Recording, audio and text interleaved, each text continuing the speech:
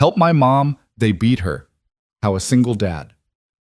Navy SEAL mechanic saved the millionaire CEO a parking garage. 3 armed men. A billionaire CEO bleeding on concrete. And the one man who could save her? The same mechanic she destroyed 2 years ago. This is the story of Sophia Grant and Ethan Ward, where betrayal, redemption, and love rose from the ashes of tragedy.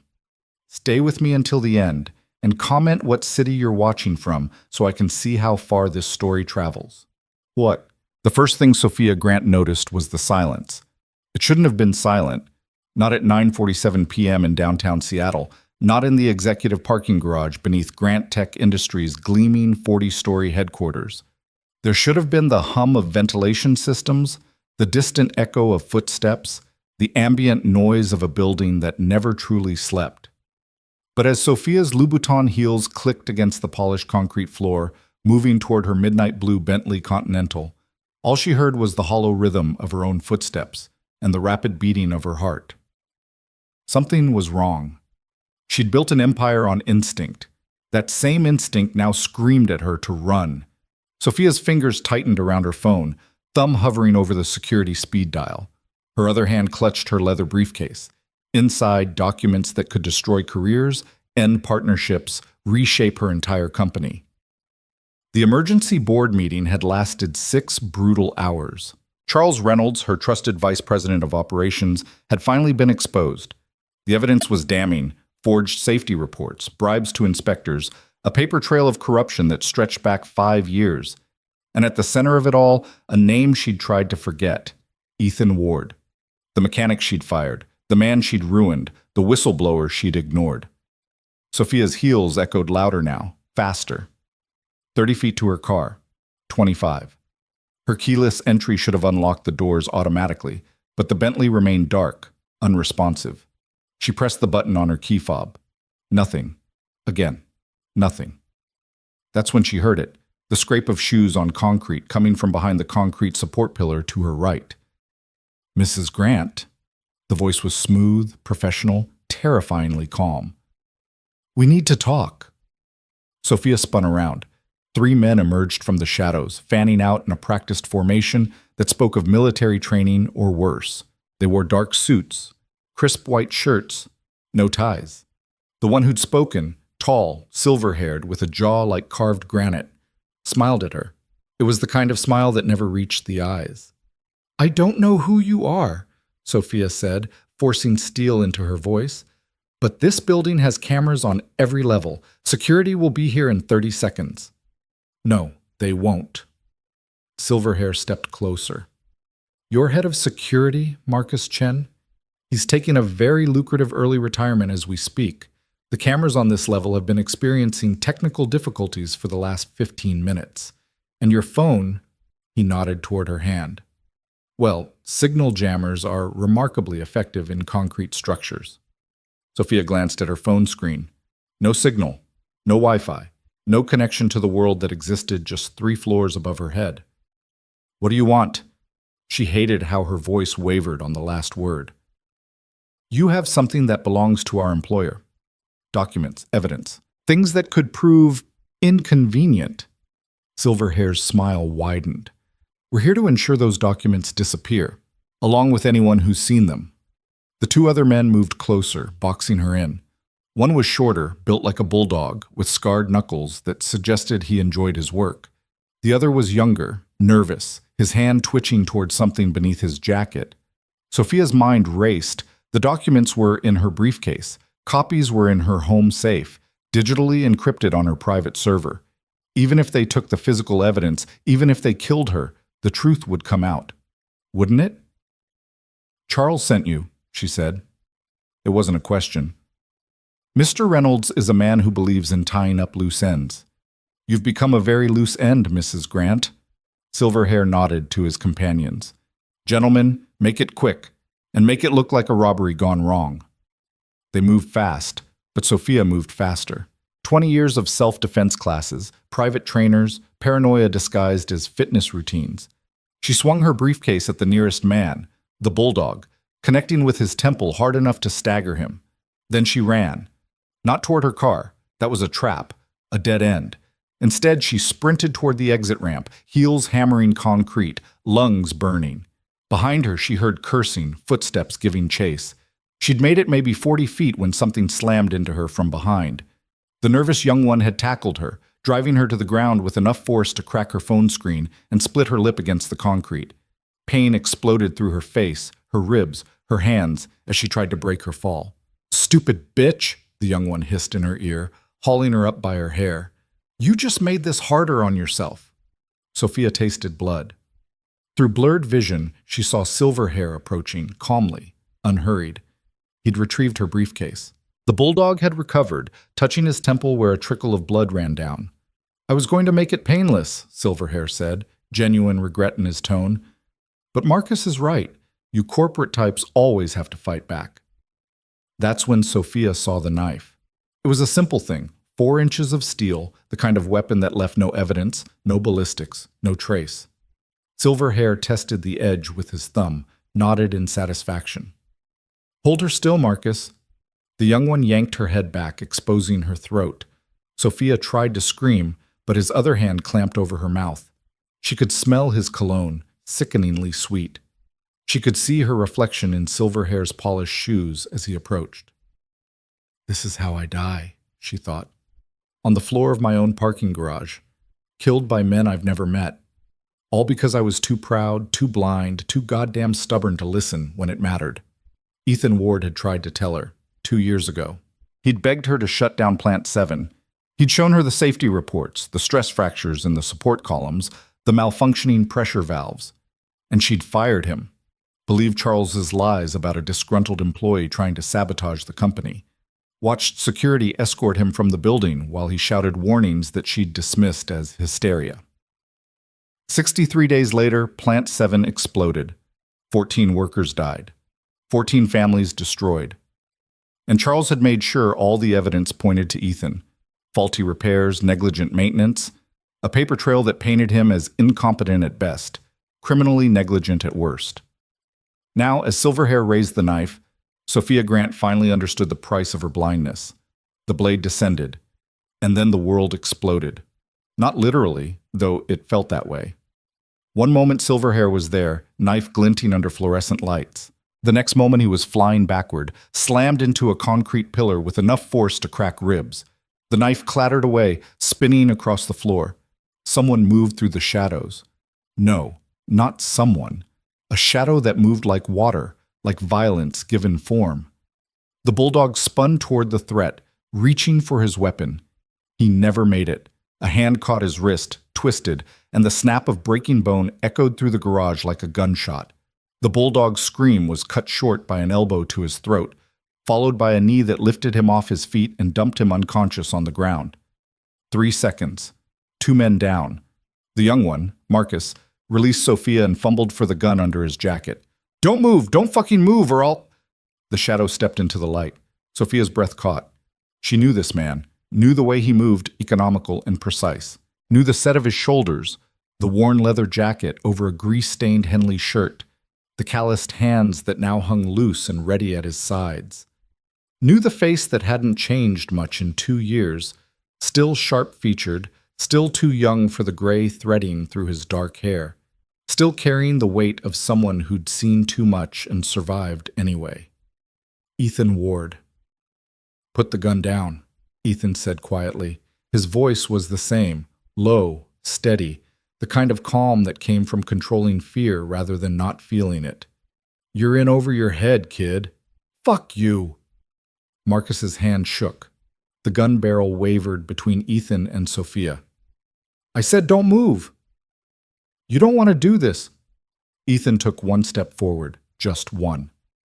"Those men aren't paying you enough to die in a parking garage." "I'm not going to—" Shh! Ethan moved. Later, Sophia would try to explain what she saw, and she'd fail to find words. It was too fast, too fluid. One moment, Marcus held a gun. The next, Ethan had closed the distance, slapped the weapon aside, and delivered 3 strikes, throat, solar plexus, temple, that dropped Marcus like a puppet with cut strings. Silence returned to the parking garage. Ethan stood over the 3 unconscious men, breathing steady, unmarked by the violence he'd just dispensed. Then he turned to Sophia. Their eyes met for the first time in 2 years. "Are you hurt?" he asked. Sophia tried to speak. Couldn't. Tried again. My lip. Let me see." Ethan approached slowly, hands visible, non-threatening. Up close, she could see he'd aged, not in years but in miles, the kind of wear that came from carrying too much weight for too long. There were new scars on his knuckles, new lines around his eyes. He knelt beside her, gentle fingers tilting her chin toward the light. "Superficial. Might need a butterfly bandage. Your ribs?" "I don't know. It hurts to breathe." "Probably bruised, not broken. Can you stand?" She tried. Her legs shook, but held. Ethan steadied her with one hand on her elbow, the touch professional, distant. When she was stable, he released her immediately and moved to check on the 3 attackers. "They'll live," he said, feeling for pulses. "The one with the broken wrist will need surgery. The other 2 will have concussions." He pulled out his phone, an old model, scratched and practical, and dialed. "This is Ethan Ward. I need police and ambulance at Grant Tech Industries, executive parking level. 3 men down, 1 female victim needing medical attention. Yes, I'll stay on the line." Sophia stared at him. The man saving her life. The man she'd destroyed. "Why?" she whispered. Ethan glanced at her, phone still pressed to his ear. "Why what?" "Why did you help me, after everything I did to you?" He was quiet for a long moment, listening to the dispatcher. Then, "You're welcome," he said simply, and returned to his call. Sirens wailed in the distance, growing closer. Sophia sank down against her Bentley, legs finally giving out, adrenaline crash hitting like a tidal wave. She was shaking, hands, shoulders, everything. Her split lip throbbed. Her ribs screamed, but all she could think about was the impossible coincidence of Ethan Ward appearing exactly when she needed him most. "How?" she managed. "How were you here?" Ethan finished his call and pocketed his phone. He didn't look at her when he answered. "I work security for the building now, night shift, parking levels and loading docks. I saw you coming down on the camera feeds, saw 3 men following, recognized the setup from the military, standard 3-man kill team configuration, called it in and came running." "You work here? In this building?" "Been here 6 months, different name on the employee roster. Marcus Chen, your head of security, he's former Special Forces, recognized me from my SEAL days, kept it quiet, gave me a chance." Ethan finally met her eyes. "He's a good man. If Reynolds' people got to him tonight, they must have offered him something big, or threatened something bigger." The police arrived first. 2 patrol cars, lights flashing, 4 officers with hands on weapons until they assessed the scene. Then the ambulance. Then more police. Then security from upstairs, including Marcus Chen himself, limping, face bruised, but alive. "They jumped me in the stairwell," Marcus explained to the officers, voice tight with pain. 3 different guys, said if I didn't walk away they'd kill my daughter, showed me a picture of her at school. He looked at Sophia, genuine remorse in his eyes. "I'm sorry, Ms. Grant. I tried to stall them, tried to give security time to respond, but you did what any father would do," Sophia said quietly. "I understand." The paramedics wanted to take her to the hospital. She refused. Just bandaged her lip, checked her ribs, bruised, not broken, as Ethan had guessed, and cleared her for release. The police wanted statements. She gave one, clinical and precise, leaving out nothing. Ethan gave his, equally thorough, standing apart from her, separate. They didn't arrest the 3 attackers immediately, 2 unconscious. Instead, they cuffed them to gurneys and posted guards. Silverhair was identified as James Sullivan, former Force Recon Marine, current freelance security consultant, with a history of making problems disappear. The other 2 had similar backgrounds. The gun was unregistered, the knife was clean, professional, expensive, traceable back to Charles Reynolds, if the investigators were smart enough to follow the money. "Ms. Grant!" Detective Sarah Moreno approached, a sharp-eyed woman in her 40s with tired eyes and a patient demeanor. "I know tonight was traumatic, but I need to ask, do you have any idea why these men targeted you?" Sophia glanced at Ethan. He stood 20 feet away, talking to another officer, deliberately not listening to her conversation. She made a decision. I have evidence, she said, of corporate corruption within my own company.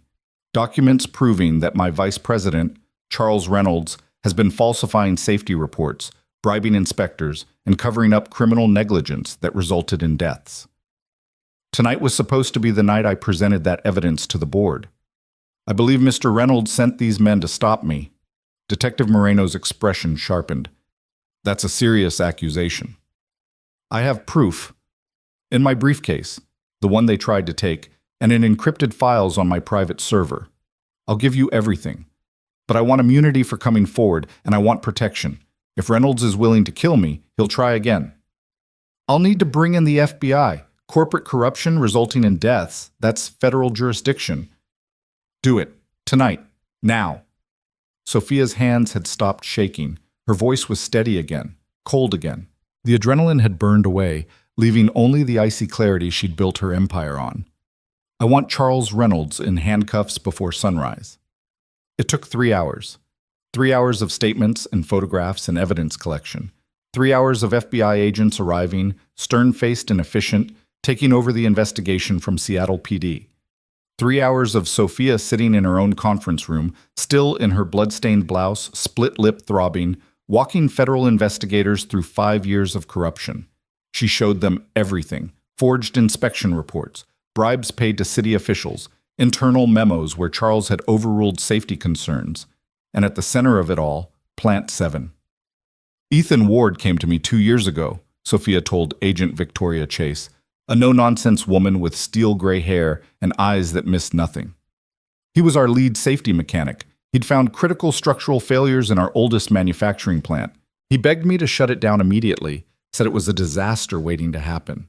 My vice president convinced me that Ward was exaggerating, trying to extort the company, angling for a promotion by manufacturing a crisis. And you believed him? Sophia met the agent's gaze. I believed what I wanted to believe. Charles Reynolds had been with me for 15 years. Ethan Ward was a mechanic I'd met twice. The decision should have been obvious. She paused. I made the wrong one. Agent Chase studied her. What happened next? I fired Ward. Had security escort him out. 63 days later, Plant 7 exploded during the night shift. 14 workers died. The official investigation blamed Ward, said the explosion was caused by faulty repairs he'd made weeks earlier, negligent maintenance, improper safety protocols. He lost his engineering license. No one in the industry would hire him. His wife? Sophia's voice caught. His wife died 3 months after the explosion. Cancer. Rapid onset. He had a daughter to raise alone, no job, no prospects, drowning in medical debt. And you believed he was responsible. Charles showed me evidence. Maintenance logs with Ward's signature, reports documenting his errors, testimony from other workers saying Ward had been cutting corners, acting erratically. Sophia closed her eyes. I believed it because believing anything else meant accepting that I'd murdered 14 people. But now you know different. Now I know that every piece of evidence was forged, every witness was coerced or paid off. Charles orchestrated the entire cover-up to protect himself, because he was the one who'd overridden Ward's warnings, who'd kept the plant running to meet production quotas, who'd lined his pockets with the money we saved by ignoring safety regulations. She opened her eyes.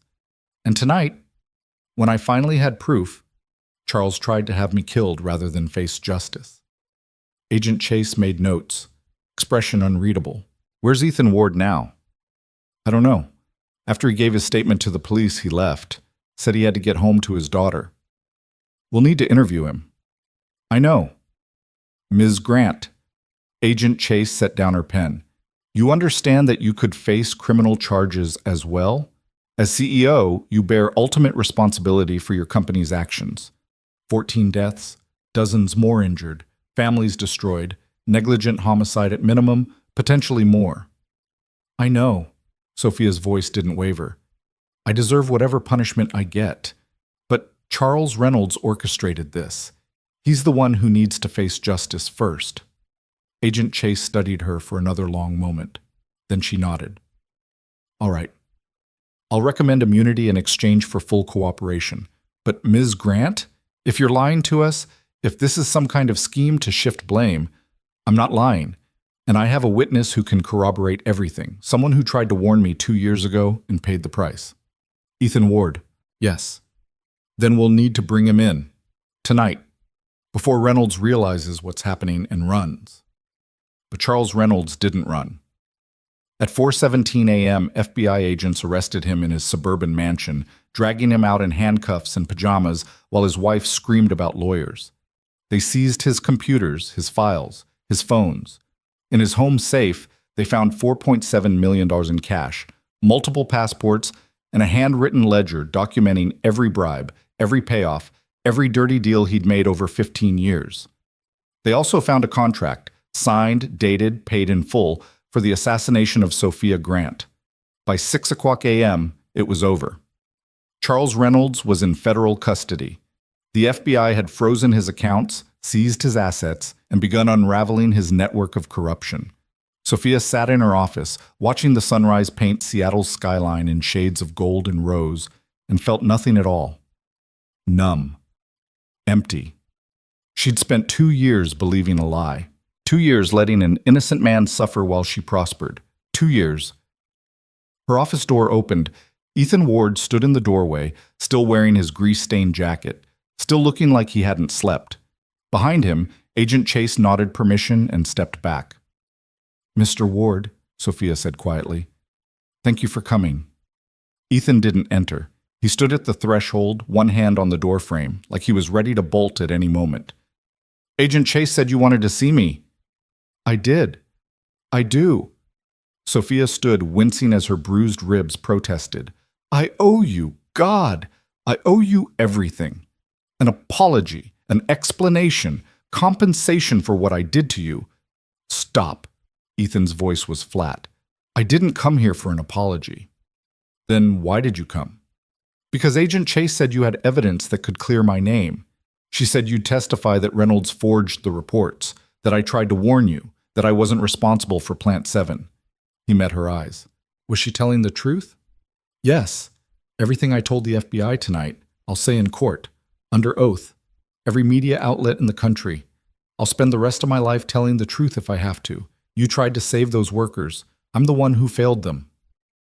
Ethan was quiet for a long time. Then, 14 families lost people they loved because you wouldn't listen.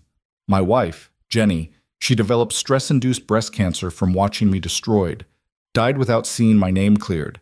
My daughter Leah had to watch her father become the most hated man in Seattle. I lost my career, my savings, my reputation. His voice was still flat, emotionless, which somehow made it worse. "And you think an apology covers that?" "No." Sophia's throat tightened. "I don't think anything covers that, but I'm going to try anyway. Whatever you need, money, lawyers, a public statement, my company. I don't want your money." "Then what do you want?" Ethan finally stepped into the office.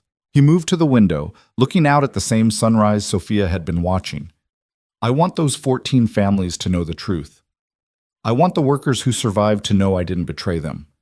I want my daughter to grow up without people spitting when they hear our name." He turned to face her. "Can you give me that?" "Yes. I swear to God, yes." "Then we have nothing else to discuss." He headed for the door. "Wait." Sophia moved around her desk. "You saved my life tonight. Those men would have killed me if you hadn't intervened. You didn't have to do that. After everything I did to you, you could have walked away." Ethan paused at the door. "I was a Navy SEAL for 8 years. We had a saying, the only easy day was yesterday. It meant that every day you faced something harder than before. Every day you had a choice, do the easy thing or the right thing." He glanced back at her. "Letting you die would have been easy, but my daughter doesn't need a father who chooses easy. She needs one who chooses right, even when it costs him everything." Then he was gone. Sophia stood alone in her office, watching the door swing shut, feeling the weight of those words settle into her bones. Ethan Ward had saved her life, saved her company, saved her from becoming a murderer's victim, and all because he'd chosen right when she'd chosen wrong. The shame was suffocating. Her assistant knocked tentatively.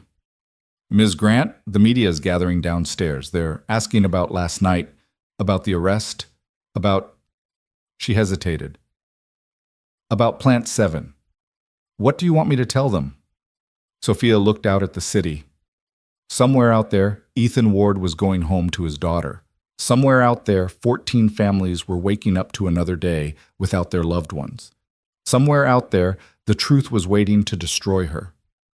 "Tell them," Sophia said quietly, "that I'll be making a statement at noon. Full disclosure. No lawyers, no spin, no corporate doublespeak. Just the truth. Ms. Grant, the board will never approve. I don't care what the board approves. Get me a podium, get me cameras, and get me every reporter in Seattle.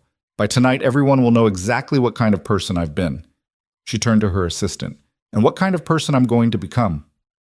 The next 6 hours passed in a blur of preparation. Sophia showered in her private executive bathroom, changed into a simple black suit. No jewelry, no makeup beyond the bare minimum, nothing to suggest she was trying to hide. She wrote her statement by hand, crossing out lines, starting over, forcing herself to confront every terrible decision she'd made. At 11:45, her communications director tried one last time to stop her. "Ms. Grant, please, let me draft something more measured. You're about to commit corporate suicide. The board will remove you. Shareholders will sue. The company could collapse. Then it collapses." Sophia's voice was ice. Better that than building an empire on bodies. At noon, she walked out to the podium they'd set up in Grant Tech's lobby. The crowd was enormous. Reporters, cameras, employees, protesters who'd been gathering outside since the arrests were announced. The room fell silent as she approached the microphone. Sophia Grant, billionaire CEO, looked out at them all and said, "My name is Sophia Grant, and 2 years ago I killed 14 people." The room erupted. Cameras flashed. Reporters shouted questions. She waited for the chaos to subside, then continued. "I didn't set the explosion. I didn't forge the safety reports. But I created the environment where corruption thrived and safety was ignored. When a brave man tried to warn me, I fired him. When evidence suggested I was wrong, I buried it. And when 14 workers died because of my decisions, I let an innocent man take the blame." She told them everything. Charles Reynolds' corruption, Ethan Ward's warnings, her own willful blindness, the attack in the parking garage, the FBI investigation, every shameful detail. "I'm not asking for forgiveness," she said. "I don't deserve it. I'm not asking for understanding. There is no understanding what I've done. I'm simply telling you the truth, because the man who saved my life last night taught me something. Choosing right is harder than choosing easy, but it's the only choice that matters." She read out the names of the 14 workers who'd died, spoke about their families, announced that she was liquidating her personal fortune, $800 million, to create a victims' compensation fund. Revealed that she'd instructed her lawyers to waive all corporate legal protections and accept full responsibility for the explosion. "If anyone deserves to go to prison," Sophia said, "it's me. Charles Reynolds orchestrated the cover-up, but I created the company where such corruption was possible. I will cooperate fully with every investigation. I will testify at every trial. And I will spend the rest of my life trying to make amends for the unforgivable." She stepped away from the podium and walked back through the lobby, ignoring the shouted questions, the accusations, the few people who actually applauded. In the elevator alone, she finally let herself shake. Her phone buzzed. A text from an unknown number. "I watched your statement. It was a start." E.W. Ethan Ward. He'd been watching. He'd seen her confession, and he'd called it a start. Sophia closed her eyes and let out a breath she didn't know she'd been holding. A start. Not forgiveness, not absolution, just a start. She could work with that. The next 3 weeks were hell. The board demanded her resignation. She refused, then called a vote of no confidence against herself. Lost. Was removed as CEO but retained majority shareholder status. Used those shares to force the company to implement immediate safety reforms, third-party inspections, anonymous whistleblower hotlines, mandatory shutdown protocols for any facility showing structural stress. The FBI investigation expanded. They uncovered 37 additional deaths, accidents at Grant Tech facilities over 15 years, all covered up by Reynolds' network.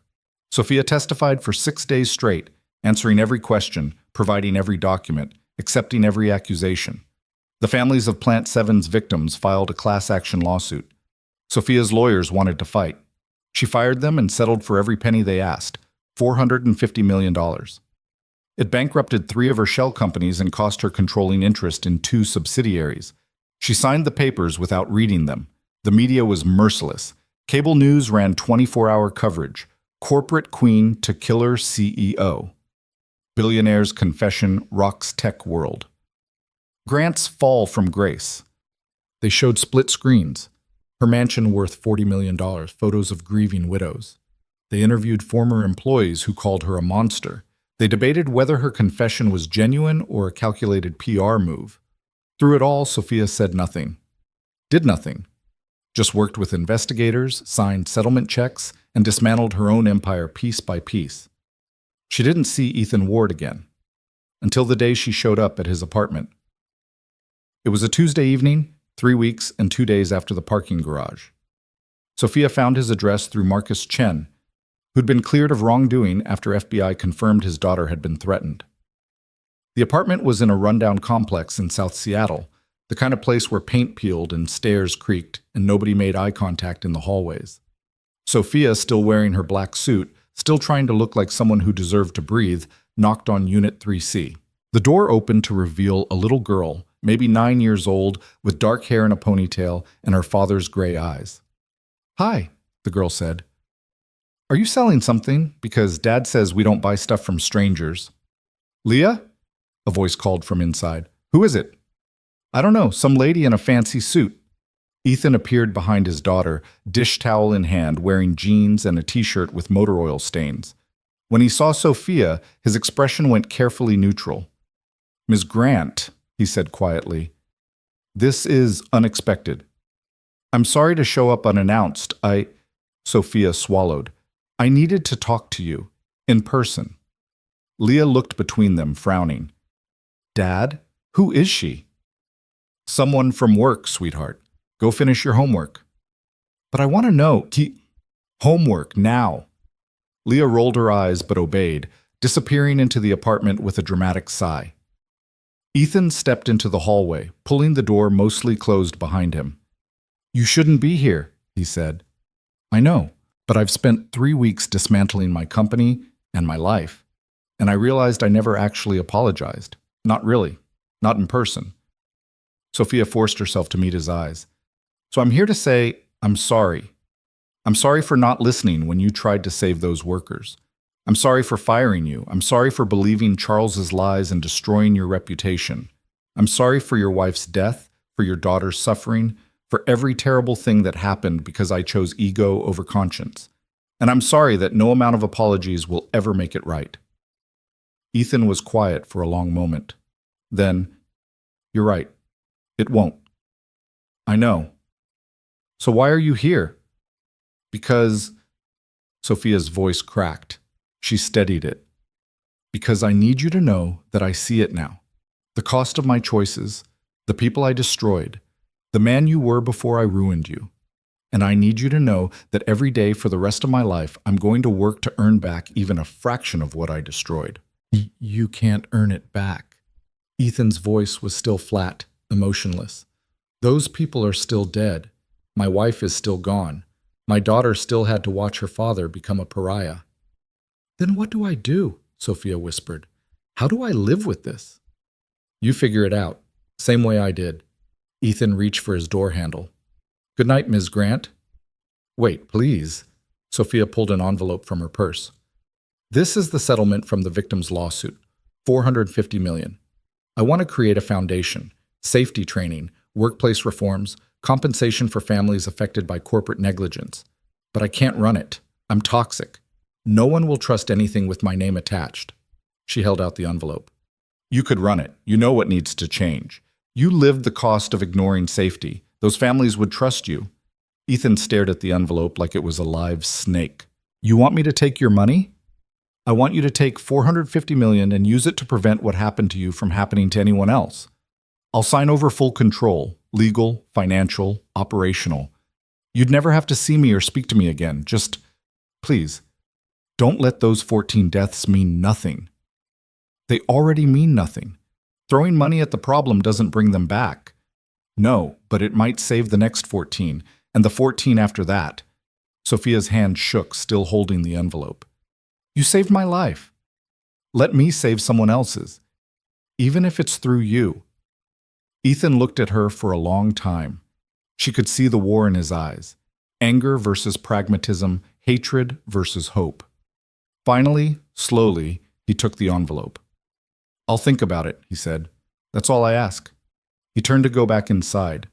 Stopped.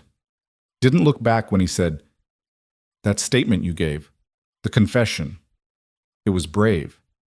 It was the bare minimum. Maybe, but it was still brave." Then he was gone, door closing softly behind him. Sophia stood in the hallway, tears finally coming, and let herself cry for the first time since the parking garage. Ethan Ward thought about it for 3 days. 3 days of reading Sophia Grant's proposal. 3 days of researching workplace safety regulations and corporate reform laws. 3 days of arguing with himself about whether accepting her money made him complicit in her crimes or gave him the power to prevent future ones. On the 4th day, he called her. "I have conditions," he said. "Name them." "First, I run everything. You have zero input. You don't attend meetings. You don't appear in photos. You don't get to feel good about yourself by watching me do this work." Agreed. "Second, the foundation is named after the victims, not you. Every dollar spent comes with an explanation of why it's needed, because Grant Tech prioritized profits over people and 14 workers paid with their lives." Agreed. "Third, I want full access to all Grant Tech safety records. Every facility, every inspection, every report. If there are more cover-ups, more dangers, I'm going to expose them, even if it destroys what's left of your company." Sophia was quiet for a moment, then, "Agreed. I'll have my lawyers draw up the paperwork. You'll have complete autonomy, complete transparency, and complete protection from any liability or blowback." "When can we start?" "Tomorrow. I've already secured a building, a warehouse space in Georgetown, near the old plant. It needs work, but it's yours. No strings attached." Ethan closed his eyes.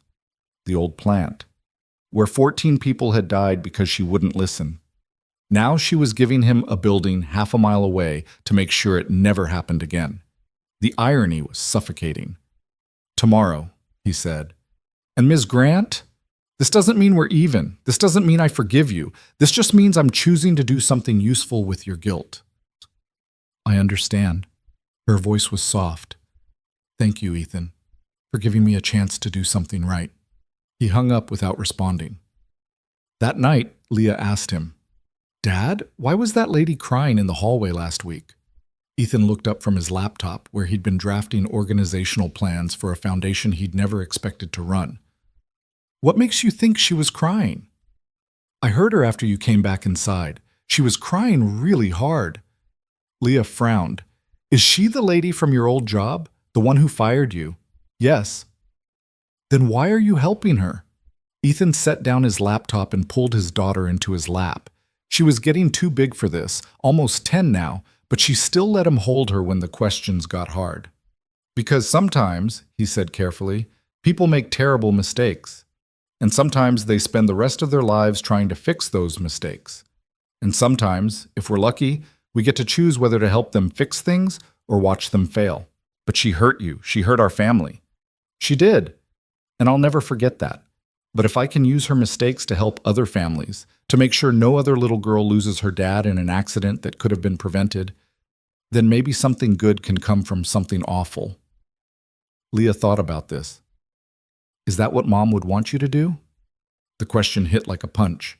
Ethan closed his eyes, seeing Jenny's face, thin from chemo, brave until the end, holding his hand in the hospital and whispering, "Don't let this make you bitter. Promise me. Don't let them take your good heart." "Yeah," he whispered. "I think it is." Leah hugged him tight. "Okay. Then I think you should do it." The next morning, Ethan Ward and Sophia Grant met at the warehouse. She showed him the space, 5,000 square feet of concrete floors and metal rafters, dusty and empty, but full of potential. Showed him the bank accounts she'd set up, the lawyers she'd hired to handle incorporation, the grant writers and safety engineers she'd already recruited to help. "They all know the truth," she said. "They know what I did, why I'm doing this, and that you're in charge. Most of them are former Grant Tech employees, people who quit after Plant 7, who tried to speak up and were silenced. They want to be part of something better. Ethan walked through the warehouse, footsteps echoing, imagining what it could become: training center, advocacy organization, safety auditing firm, all the things that could have saved those 14 lives if someone had cared enough to make them exist. One more condition, he said. Sophia tensed. What? You have to be here. Opening day. You have to face the families we're trying to help and explain why this place exists. No hiding behind press releases or corporate spokespeople. You owe them that. She went pale. Ethan, if I show up, they'll be angry, furious. You might get spit on or cursed at or worse. But if you're serious about making amends, you have to face the people you hurt. Not me, not investigators, them. Sophia looked around the empty warehouse, the place that would become her penance or her redemption, depending on whether Ethan let her participate in building it. All right, she whispered. Opening day. I'll be here. Ethan nodded once. Then he pulled out a marker and walked to the wall. In broad strokes, he wrote, "The Phoenix Response Center. In memory of," followed by 14 names. Phoenix, Sophia said quietly, rising from the ashes. Something like that. Ethan capped the marker. Let's get to work. And they did. The Phoenix Response Center took shape slowly, like a bone healing after a bad break. Painful, imperfect, but growing stronger each day. Ethan worked 16-hour shifts, transforming the empty warehouse into something that mattered. He installed classroom partitions, built training stations, created a wall of memory where photographs of the 14 victims watched over everything they did. Sophia stayed away, true to her word, but her money flowed freely: equipment, salaries, insurance, permits. Whatever Ethan needed, she provided without question. 3 months after that conversation in the warehouse, they held their first training session. 12 workers from various Seattle construction sites, sent by unions who'd heard whispers of what Ethan was building. He taught them to recognize structural stress, to document safety violations, to speak up without fear of retaliation. At the end of the day, a 50-year-old electrician named Marcus, not Marcus Chen, different Marcus, approached him with tears in his eyes. "My brother died at Plant 7, Marcus said. Tommy Reeves. He was 42, 3 kids. Everyone said it was that mechanic's fault, that Ward guy who didn't do his job." He paused. "I didn't know that was you. I didn't know you tried to save them." Ethan's throat tightened. "I'm sorry I couldn't." "But you're trying now. That's more than anyone else did." Marcus extended his hand. "Thank you. Tommy would have wanted this place to exist." They shook hands, and Ethan felt something shift inside him. Not forgiveness, not healing, but purpose. The kind of purpose he hadn't felt since Jenny died, since his world had collapsed into lawsuits and grief and raising Leah alone in a city that hated him. That night he called Sophia. First time he'd initiated contact since opening day. "We need to talk," he said. "In person." She arrived at the warehouse within an hour, still dressed in the simple clothes she'd adopted post-scandal: jeans, plain sweater, no jewelry. She looked smaller somehow, like the weight of her guilt had physically compressed her. "What's wrong?" she asked immediately. "Did something happen? Do you need more funding?" "No, I need you to keep your promise. We're having our grand opening in 2 weeks. City officials, media, families of workplace accident victims. You said you'd be here. You said you'd face them." Sophia went pale. "Ethan, if I show up, it'll overshadow everything. The story will become about me instead of about the center. The story is already about you, about what happens when CEOs ignore safety warnings. These families need to see that you're not hiding, that you're genuinely trying to make amends." He crossed his arms. "Unless that confession was just PR." "You know it wasn't." "Then prove it." She was quiet for a long moment, staring at the memorial wall with its 14 photographs. "Will you be there? When they tear into me?" "I'll be there. But I won't protect you. You face this alone." "I understand." She took a shaky breath. 2 weeks. I'll be ready." But neither of them was ready for what happened next. 6 days before the grand opening, Ethan was closing up the center around midnight, late as usual, perfecting last-minute details, when his phone rang. Unknown number. He almost didn't answer. Then instinct kicked in, the old SEAL training that screamed threats don't announce themselves. "Hello?" heavy breathing. Then a girl's voice, young and terrified. "Dad?" His blood turned to ice. "Leah? Baby, where are you? Why aren't you at home?" "I don't know where I am. They took me from the apartment. There were 3 men and they—" Her voice broke into sobs. "Dad, I'm scared. There's another girl here too. She's crying. They said they'll hurt us if you don't—" The phone was yanked away. A man's voice, smooth and cold. "Mr. Ward, you've been very busy rebuilding your reputation. Impressive work. Unfortunately, your little safety crusade is causing problems for some very powerful people." Ethan's hand tightened on the phone. Every muscle in his body coiled for violence. "If you hurt my daughter, then you'll what? Hunt us down? Kill us? We both know you're not that person anymore." The voice chuckled. "But let's not get dramatic. This is simple business. You have evidence, documents, testimonies, recordings, proving that Grant Tech's corruption went beyond Charles Reynolds. Evidence that would implicate city officials, union bosses, construction firms. We want that evidence destroyed. I don't have anything like that. Don't lie. We know Sophia Grant gave you access to everything. We know you've been digging through 15 years of safety violations. We know you found the names." A pause. "Destroy the evidence. Shut down the center. Disappear. Do that and your daughter comes home safe. Let me talk to her again. You have 48 hours. We'll send instructions." The line went dead. Ethan stood frozen, phone still pressed to his ear, mind racing through 100 scenarios, all of them ending with Leah hurt or dead if he made the wrong move. He'd survived 8 years as a Navy SEAL, countless missions where one mistake meant death. But this was different. This was his daughter. This was the only good thing left in his shattered world. He called Sophia. She answered on the first ring, voice thick with sleep. "Ethan, what's wrong?" "They took Leah." His voice was steady despite the panic screaming in his skull. "Kidnapped her from my apartment. They're demanding I destroy all the evidence we've collected and shut down the center." He heard her sharp intake of breath. "Oh God. Ethan, I'm so sorry. This is my fault. If I hadn't dragged you into this, no time for that. Do you have a daughter?" "What?"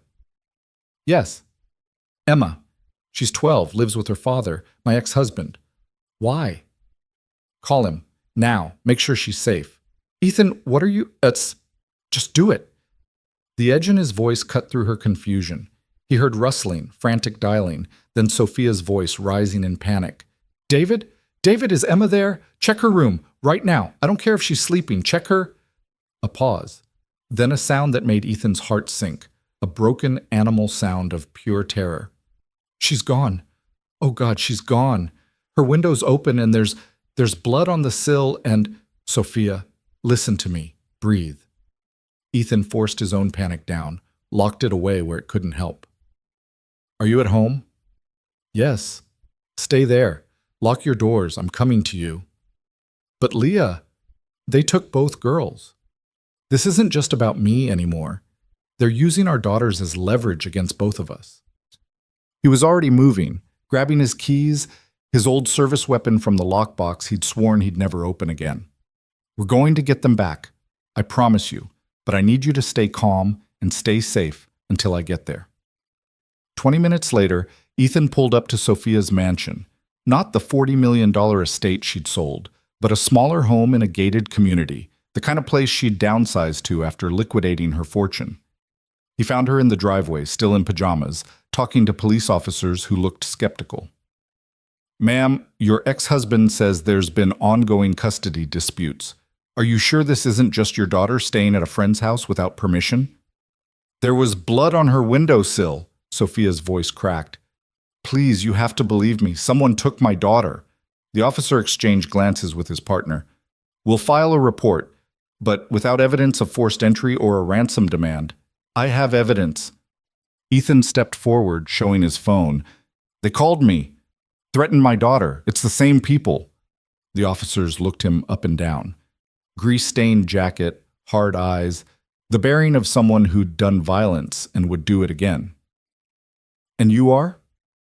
"Ethan Ward, former Navy SEAL. I work with Ms. Grant on workplace safety reform." He met their skeptical gazes. "Look, I know how this sounds, but 2 girls are missing, both daughters of people investigating corporate corruption. This isn't a custody dispute. This is a kidnapping. Sir, we need to follow procedure. Procedure won't save them. Sophia's composure shattered. Please. My daughter is 12 years old. She's terrified. She looked at Ethan, desperate. Tell them. Tell them about Plant 7, about Charles Reynolds, about all of it. So Ethan did. Told them about the explosion, the cover-up, the parking garage attack, the evidence they'd collected implicating dozens of powerful people. The officers' skepticism slowly transformed into concern. They called their supervisor. The supervisor called the FBI. By 3 a.m., Agent Victoria Chase was in Sophia's living room, looking exactly as tired as everyone else felt. Mr. Ward, Miss Grant, tell me everything. They did. Every detail, every threat, every piece of evidence they'd collected over 3 months. Agent Chase took notes, asked pointed questions, and finally leaned back with a grim expression. You've stumbled onto something bigger than you realize. Charles Reynolds wasn't the top of the food chain. He was middle management. The corruption at Grant Tech was part of a network that includes city officials, safety inspectors, construction unions, even some law enforcement. She paused. You were never supposed to dig this deep. Taking your daughters is a message. Back off, or everyone you love dies. Then we back off, Sophia said immediately. I don't care about the evidence. I don't care about justice. I just want Emma back. And give these people exactly what they want? Agent Chase shook her head. Ms. Grant, if you destroy that evidence, they'll kill your daughters anyway. Dead girls don't testify. Ethan's jaw clenched. Then what do we do? You let us handle this. FBI has resources. 48 hours. Ethan's voice was flat. They gave me 48 hours before they start hurting the girls. How long does the FBI need to build a case, get warrants, locate the kidnappers? Days? Weeks? Agent Chase was quiet. That's what I thought. Ethan stood. I'm not waiting for procedure while my daughter's in danger. I'm going to find her. Mr. Ward, if you interfere with an investigation, then arrest me after I get Leah back. He looked at Sophia. Are you with me? She stood without hesitation. Yes. Agent Chase studied them both. Then very quietly she said, I can't officially support vigilante action, but if I were you, I'd start by tracking down whoever's been trying to discredit your center. Someone's been spreading rumors, bribing inspectors to find violations, threatening your donors. Find that person, you find your kidnappers. She slid a business card across the table. This is my personal cell. If you find anything at all, you call me immediately. Understand? Ethan pocketed the card. Understood. They left Sophia's house as false dawn painted the sky gray. In the car, Sophia finally broke the silence. I don't understand. Why take Emma? She has nothing to do with the center. She doesn't even live with me. Because they wanted leverage on both of us. Ethan's hands were white-knuckled on the steering wheel. Taking just Leah puts pressure on me. Taking both girls forces us to work together, or turn on each other. I would never. They don't know that. They're counting on us being strangers, enemies even, too busy blaming each other to fight back. Then he glanced at her. But they made a mistake. What mistake? They think I'm just a mechanic, a washed-up SEAL who lost his edge. His voice went cold, deadly. They're about to learn different. They went to the center first. Ethan needed equipment, laptop, files, the security footage from the past month showing everyone who'd entered the building. While he worked, Sophia paced, phone pressed to her ear, calling in every favor she had left. David, it's me again. I need you to check Emma's computer, her phone records, her social media. See if anyone new contacted her recently. I don't care if it feels invasive. Our daughter's been kidnapped. Yes, I'm sure. The FBI is involved. Just do it. She hung up, looked at Ethan. Her father thinks I'm crazy. He thinks this is some elaborate scheme to get custody. Let him think whatever he wants. Did he check her devices? He's doing it now. Ethan's laptop beeped. Got something. 3 days ago, someone hacked our security system, disabled the cameras for exactly 90 seconds, just long enough to plant a listening device in my office. He pulled up the footage, enhanced the image. See that? White van, no plates, pulls up during the blind spot. Can you trace it? Van's a rental, paid in cash, but he zoomed in on the driver's reflection in a window. That's Dennis Crawford. Used to be a safety inspector for the city. I found his name in the files. He took bribes from Grant Tech for years, signed off on faulty inspections. If he planted the bug, he heard everything we've been planning for the opening and knew exactly how to hurt us. Ethan stood. We need to find Crawford, now. Sophia's phone rang. Her ex-husband. David? Did you? She listened, face going pale. Send me the screenshot, right now. She looked at Ethan. Emma was contacted through Instagram 3 weeks ago. Someone claiming to be a talent scout for a modeling agency. They arranged a meeting. Let me guess. The meeting was supposed to be today. Tomorrow. But the account's deleted now. David's trying to recover the messages. Ethan's mind raced. They've been planning this for weeks. Researching our families, finding vulnerabilities, setting traps. This isn't some panicked response to the center. It's a coordinated operation. Then how do we fight it? Same way I fought in the SEALs. We adapt, we improvise, we hit back twice as hard as they hit us. He grabbed his jacket. Dennis Crawford lives in Ballard. We start there. They drove north through morning traffic, Sophia silent and terrified beside him. Ethan kept his eyes on the road, but his mind was in that apartment, seeing Leah's room, the window that must have been pried open, his daughter dragged into the darkness while he worked late at the center. It's not your fault, Sophia said quietly, reading his thoughts. You couldn't have known. I should have. I was a SEAL. I was trained to spot threats, to protect people. But I got so focused on the center, on building something good, that I forgot the most important thing I had to protect. You were trying to save other people's children. That's not a failure. It is if I lose my own daughter in the process. His voice cracked. She's all I have left, Sophia. After Jenny died, after everything fell apart, Leah was the only reason I kept breathing. If they hurt her, they won't. We won't let them. He looked at her, this woman who'd destroyed his life and was now risking her own daughter to help him save his. The complexity was suffocating. Why? He asked. Why are you helping me? You could call the FBI, let them handle it, keep yourself safe. Because this is my fault. All of it. If I hadn't been so blind, so arrogant, none of this would have happened. Those 14 workers would be alive. Reynolds would never have built his empire of corruption. Our daughters would be safe in their beds. She met his eyes. I can't undo the past, but I can fight like hell to protect the future. They found Dennis Crawford's house at 7:15 a.m. Small bungalow, unkempt yard, a pickup truck in the driveway that had seen better decades. Ethan parked down the street, watching. What's the plan? Sophia whispered. I'm going to knock on his door and ask politely where my daughter is. And if he doesn't tell you? Ethan's expression went cold. Then I'll ask him politely. He approached the house alone, leaving Sophia in the car with instructions to call 911 if things went sideways. Knocked on the door. Waited. Knocked again, harder. The door opened to reveal a man in his 60s, unshaven, wearing a bathrobe that had seen better days. Dennis Crawford squinted at him. Yeah? What do you want? Information. Ethan's voice was calm. About a kidnapping. Crawford's expression flickered. Surprise, then fear, then false confusion. I don't know what you're talking about. Yes, you do. 3 days ago, you planted a listening device in the Phoenix Response Center. You've been feeding information to people who want that center shut down. And last night, those same people kidnapped 2 girls. Ethan stepped closer. I'm going to ask you once nicely. Where are they? I don't know anything about a kidnapping. You're crazy. Crawford tried to close the door. Ethan's hand shot out, catching it. I was a Navy SEAL for 8 years. I've interrogated enemy combatants in 7 countries. I know how to tell when someone's lying. He pushed the door open, forcing Crawford back. Where are they? Get out of my house or I'm calling the cops. Please do.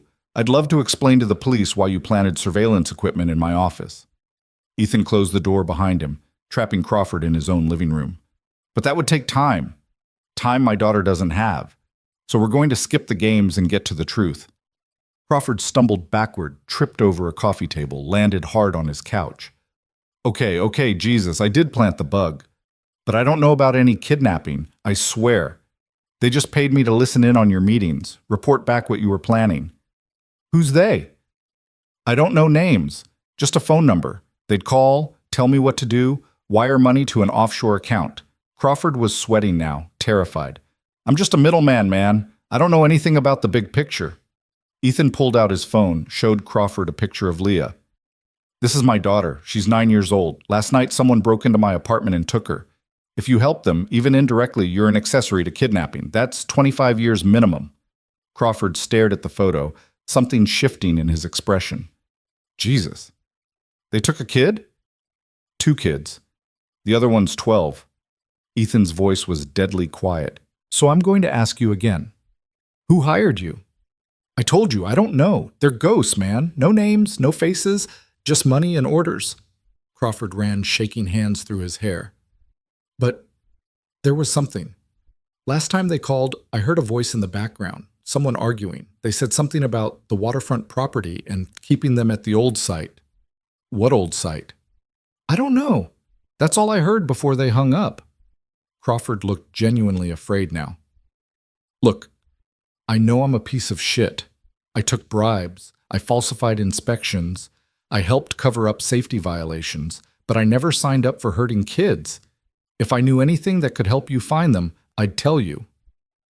Ethan studied him for a long moment, reading body language, micro-expressions, all the tells he'd learned to recognize during interrogations.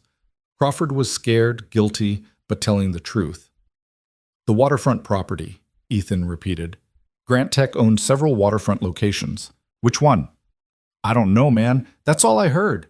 Ethan turned and walked out, leaving Crawford shaking on his couch. Back in the car, Sophia looked at him expectantly. Waterfront property, he said. Old site. Mean anything to you? Her face went pale. Oh God, Plant 7. I thought Plant 7 was demolished. It was. But we still own the land, 20 acres on the industrial waterfront. It's been empty for 2 years, waiting for environmental cleanup. She grabbed his arm. That's it. That's where they're holding them. Ethan was already driving, tires squealing as he spun the car around. Call Agent Chase. Tell her where we're going. Shouldn't we wait for backup? No time. If they realize Crawford talked, they'll move the girls or worse. His jaw was set. We're going in now. The drive to Plant 7 took 30 minutes through morning traffic. 30 minutes of silence and dread and Sophia's whispered prayers. When they finally pulled up to the chain-link fence surrounding the abandoned property, Ethan killed the engine and surveyed the scene. The plant itself was gone, demolished after the explosion, leaving only a concrete foundation and rusted equipment scattered across the grounds. But at the far end of the property stood a warehouse, small and unmarked, with a black SUV parked outside. That's them, Ethan said quietly. Stay here. Call Chase. If I'm not back in 15 minutes, I'm coming with you. Sophia, no. These are professionals. If they see you, those are our daughters in there. I'm not waiting in the car while you play hero. Her voice was steel. We do this together or not at all. Ethan wanted to argue, wanted to lock her in the car and go in alone, but he saw the determination in her eyes, the same determination that had built an empire, that had stood before cameras and confessed her sins, that had refused to hide when the world hated her. Stay behind me. Do exactly what I say. If shooting starts, you run. Understood? Understood. They approached the warehouse on foot using rusted equipment as cover. Ethan moved like a ghost, silent, efficient, reading the environment for threats. 2 guards outside the door, armed with pistols, looking bored. No other visible security. Either they were overconfident or this was a trap. We need a distraction, Ethan whispered. Sophia pulled out her phone. I'll call them. Pretend I'm willing to negotiate. That should draw them inside, away from the girls. They'll never believe, but she was already dialing. The phone she'd gotten from Crawford's surveillance equipment, the number they used to contact him. It rang twice before someone answered. Miss Grant. The voice was smooth, familiar, the same one that had called Ethan. I was wondering when you'd figure it out. I want to talk, Sophia said, voice steady despite her shaking hands. Face to face. I'll destroy the evidence, shut down the center, disappear. Whatever you want. Just let our daughters go. And I should trust you because I'm at the plant right now, alone, unarmed. You can verify. She glanced at Ethan. I'm done fighting. You win. Just please, don't hurt Emma. A pause, then, come to the main door, slowly, hands where we can see them. She hung up. Ethan grabbed her arm. What the hell are you doing? That's suicide. It's a distraction. When I walk up, they'll be focused on me. That's when you move. She pulled free. You're the SEAL. I'm trusting you to get our girls out. Sophia. But she was already walking, hands raised, moving toward the warehouse. The guards spotted her immediately, weapons drawn, shouting.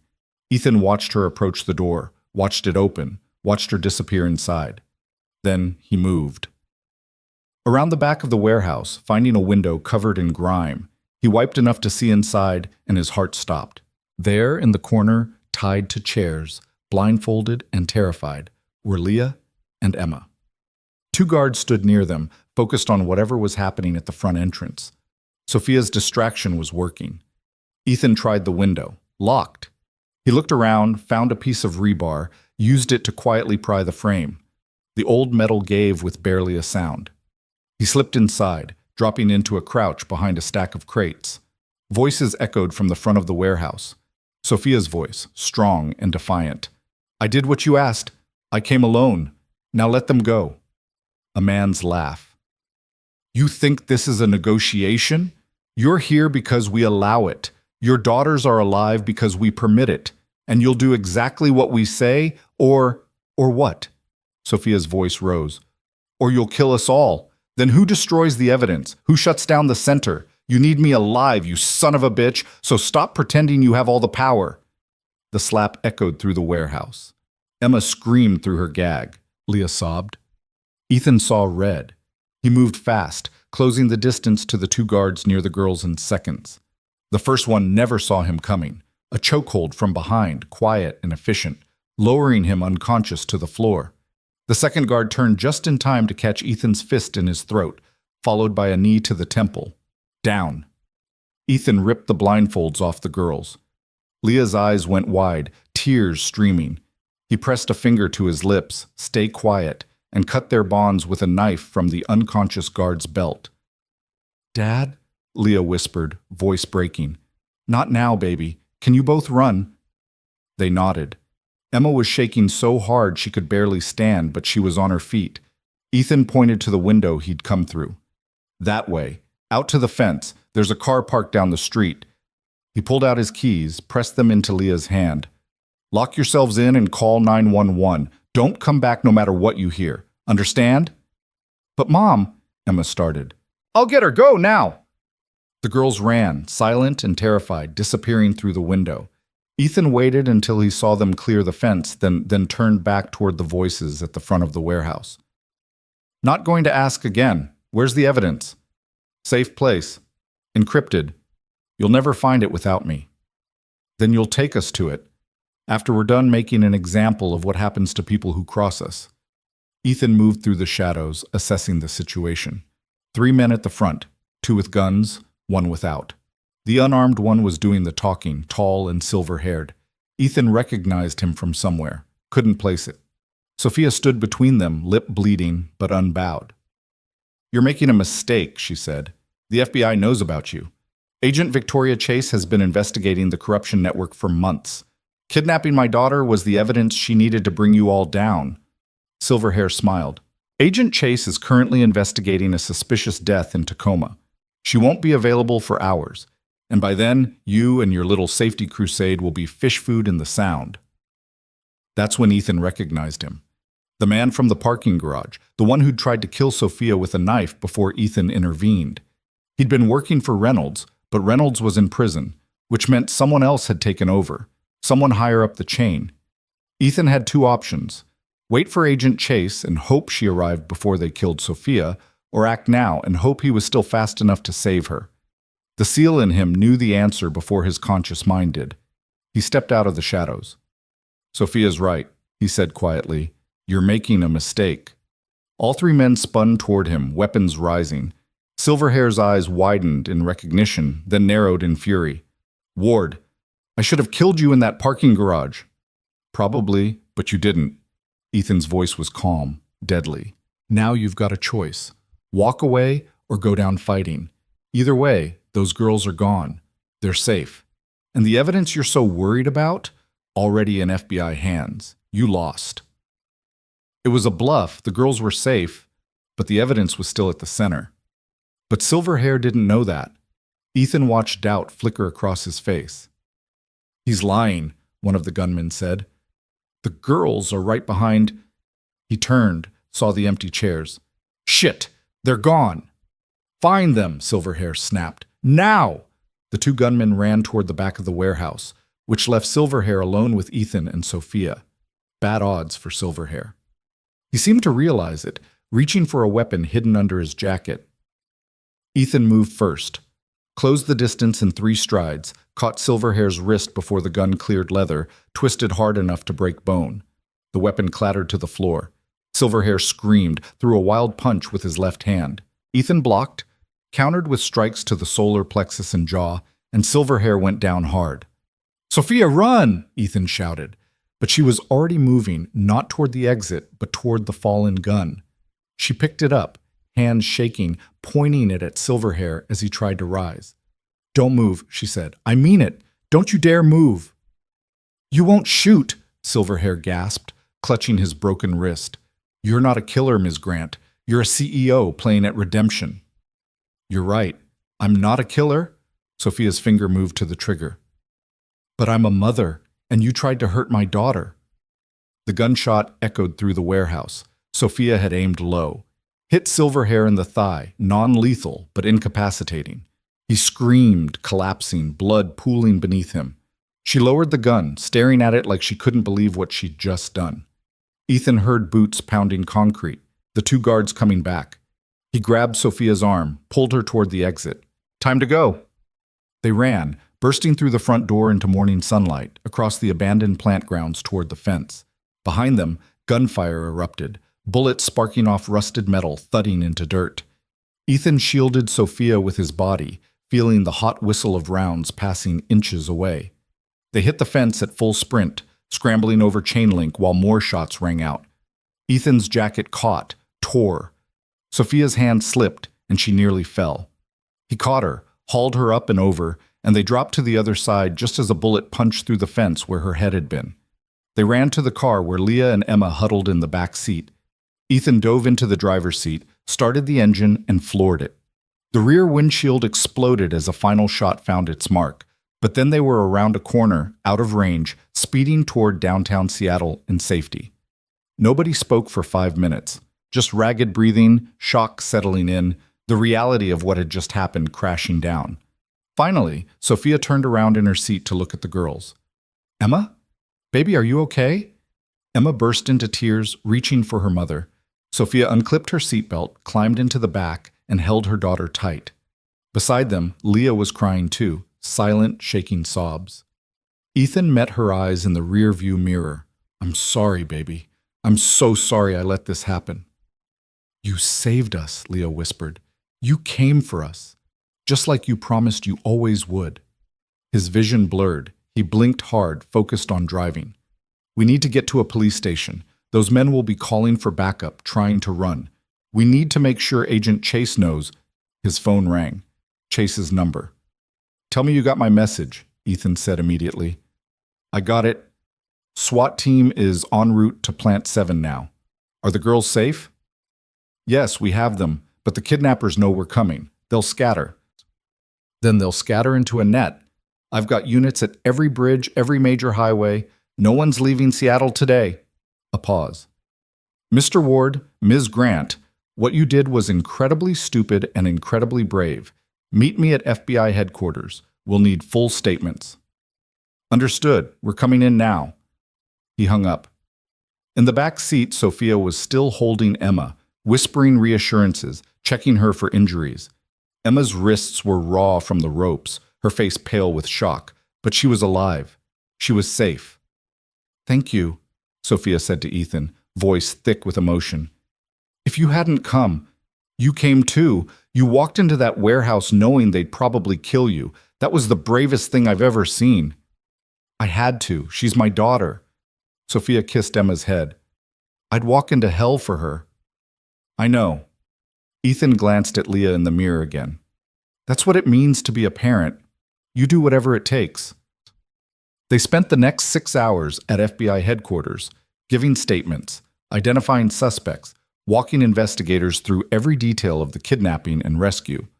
Agent Chase worked tirelessly, coordinating with SWAT teams, analyzing evidence, building an airtight case. By late afternoon, she had good news. We got them, she said, walking into the conference room where Ethan and Sophia waited. All 3 men at Plant 7, including your silver-haired friend, whose real name is William Mercer, former military contractor, current fixer for a network of corrupt officials. He's singing like a canary.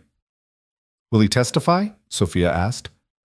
With a bullet in his leg and facing 25 to life for kidnapping? Absolutely. He's already given us names, city councilmen, union bosses, corporate executives. This is going to blow apart the entire corruption network. Agent Chase smiled grimly. You two just became the FBI's star witnesses. What about our daughters? Ethan asked. They saw things, heard things. Will they have to testify? Possibly, but we'll do everything to protect them. Counseling, security, whatever they need. Chase hesitated. I won't lie. This is going to be a long process. Trials could take months, maybe years. These people will try to intimidate you, discredit you, maybe even come after you again. Are you prepared for that? Ethan looked at Sophia. She looked back. And in that moment, something passed between them. Understanding, partnership, maybe even the beginnings of trust. We're prepared, they said together. The grand opening of the Phoenix Response Center happened on a Tuesday morning, 6 weeks after the kidnapping. 6 weeks of FBI protection, of therapy sessions for both girls, of media coverage that painted Ethan and Sophia as unlikely heroes who'd taken down a corruption network spanning 2 decades. The story had everything: corporate greed, redemption arcs, kidnapped children, a dramatic rescue. Cable news couldn't get enough of it. But standing backstage now, listening to the crowd gather in the transformed warehouse, Ethan felt nothing like a hero. He felt tired, scared, and completely unprepared for what was about to happen. 243 people out there, Marcus Chen said, clipboard in hand, looking remarkably recovered for someone who'd been jumped in a stairwell 6 weeks ago. He'd insisted on handling security for the opening despite his injuries, said he owed them that much. Media, donors, city officials, and about 40 family members of workplace accident victims. Some of them are Plant 7 families. Ethan's stomach dropped. How many? 7 families. They RSVP'd last week. Marcus paused. They know you'll be speaking. They know Sophia will too. I can have extra security near the stage if you're worried about... No. Ethan straightened his tie, a foreign feeling after years of grease-stained Henleys. Sophia had insisted he wear a suit for today, said if they were going to face the families, they needed to show respect. If they want to confront us, they've earned that right. Sophia appeared from the other side of the stage, also dressed formally, simple black dress, no jewelry except for a pin with 14 names engraved on it. The names of the workers who died.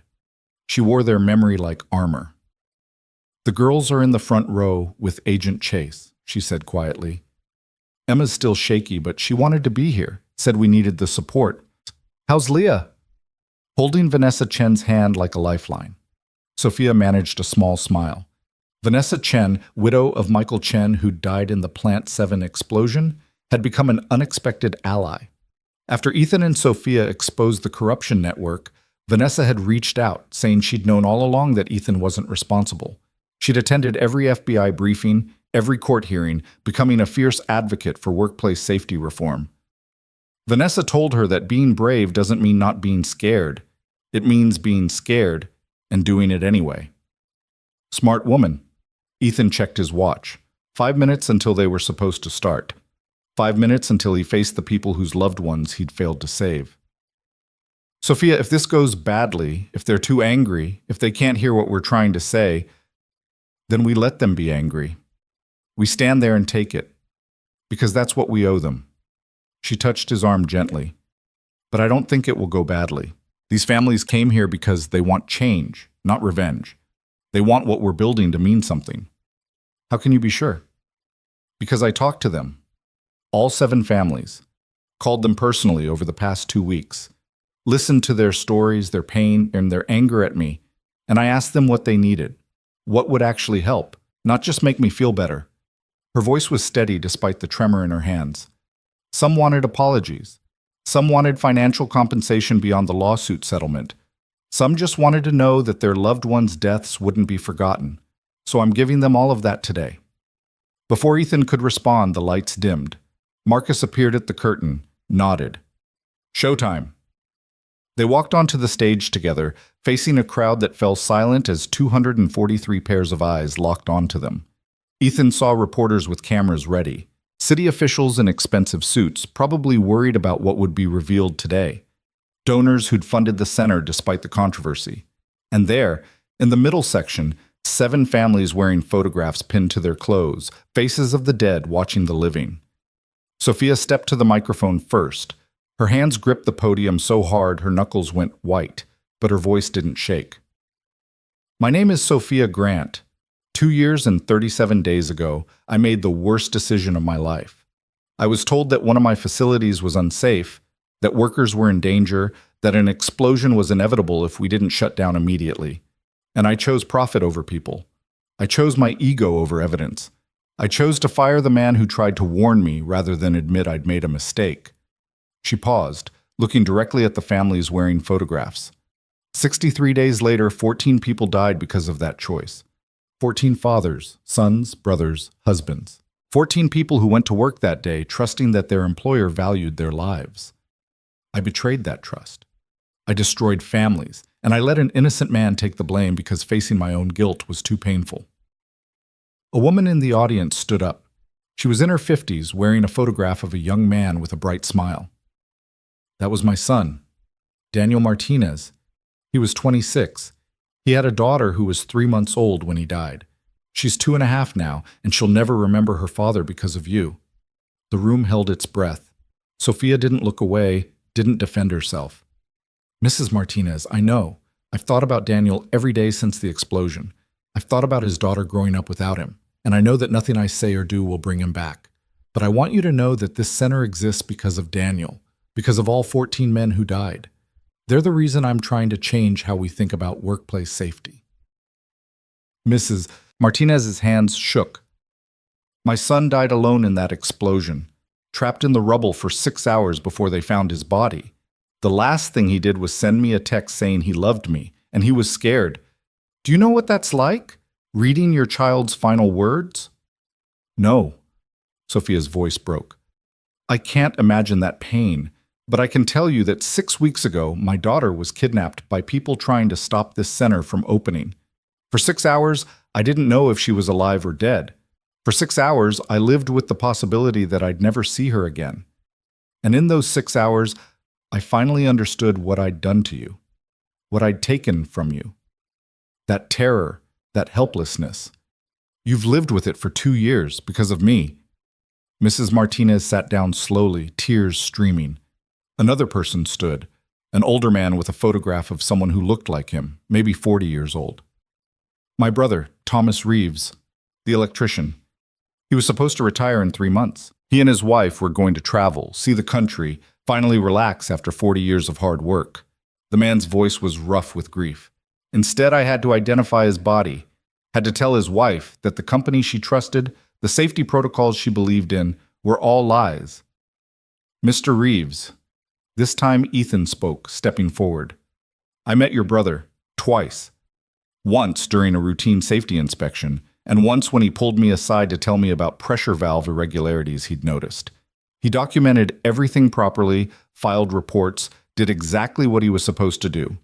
And I took those reports to management, begged them to investigate. They ignored him. They ignored me.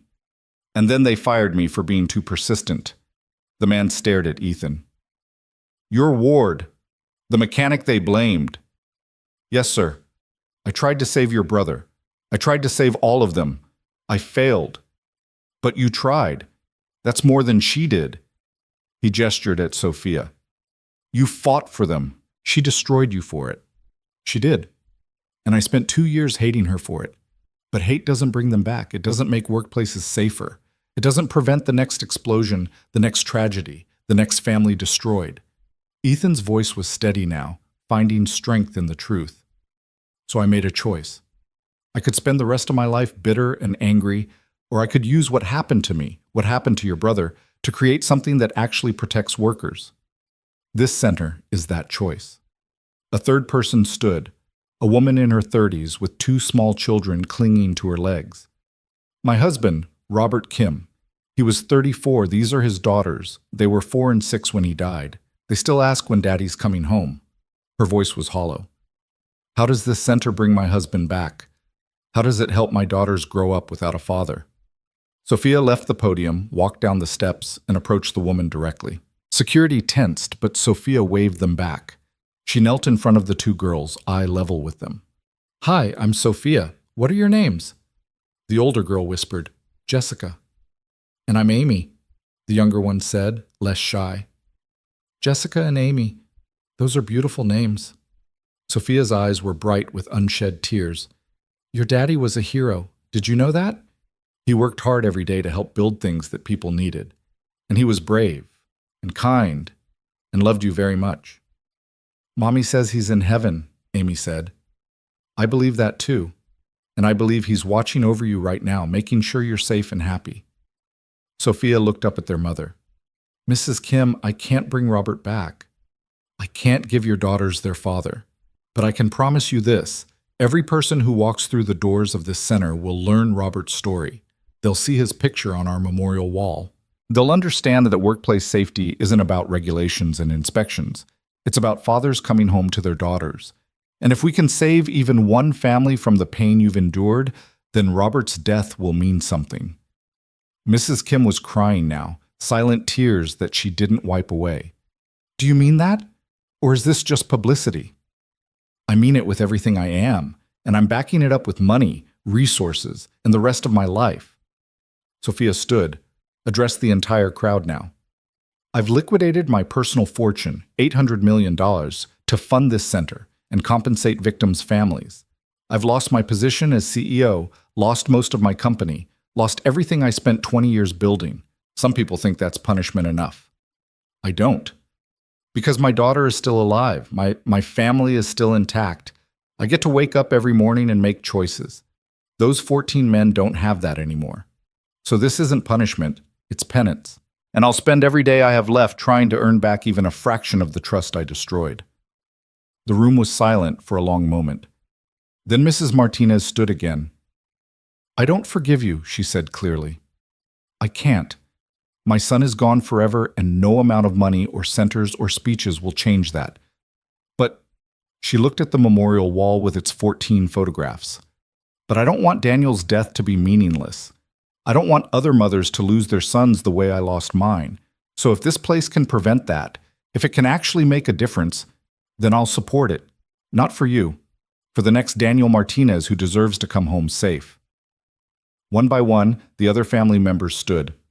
Some spoke, some just nodded. Some were still too angry to offer anything but silence. But they stayed. They listened. And when Sophia finished her speech, outlining the center's programs, its goals, its commitment to transparency and accountability, they stayed for that too. The formal program lasted 90 minutes. Speeches from city officials, safety experts, Vanessa Chen speaking about her late husband's passion for workplace advocacy. Agent Victoria Chase made a surprise appearance, announcing that the FBI's investigation had led to 47 arrests, the shutdown of 3 corrupt inspection agencies, and criminal charges against 12 corporate executives beyond Charles Reynolds.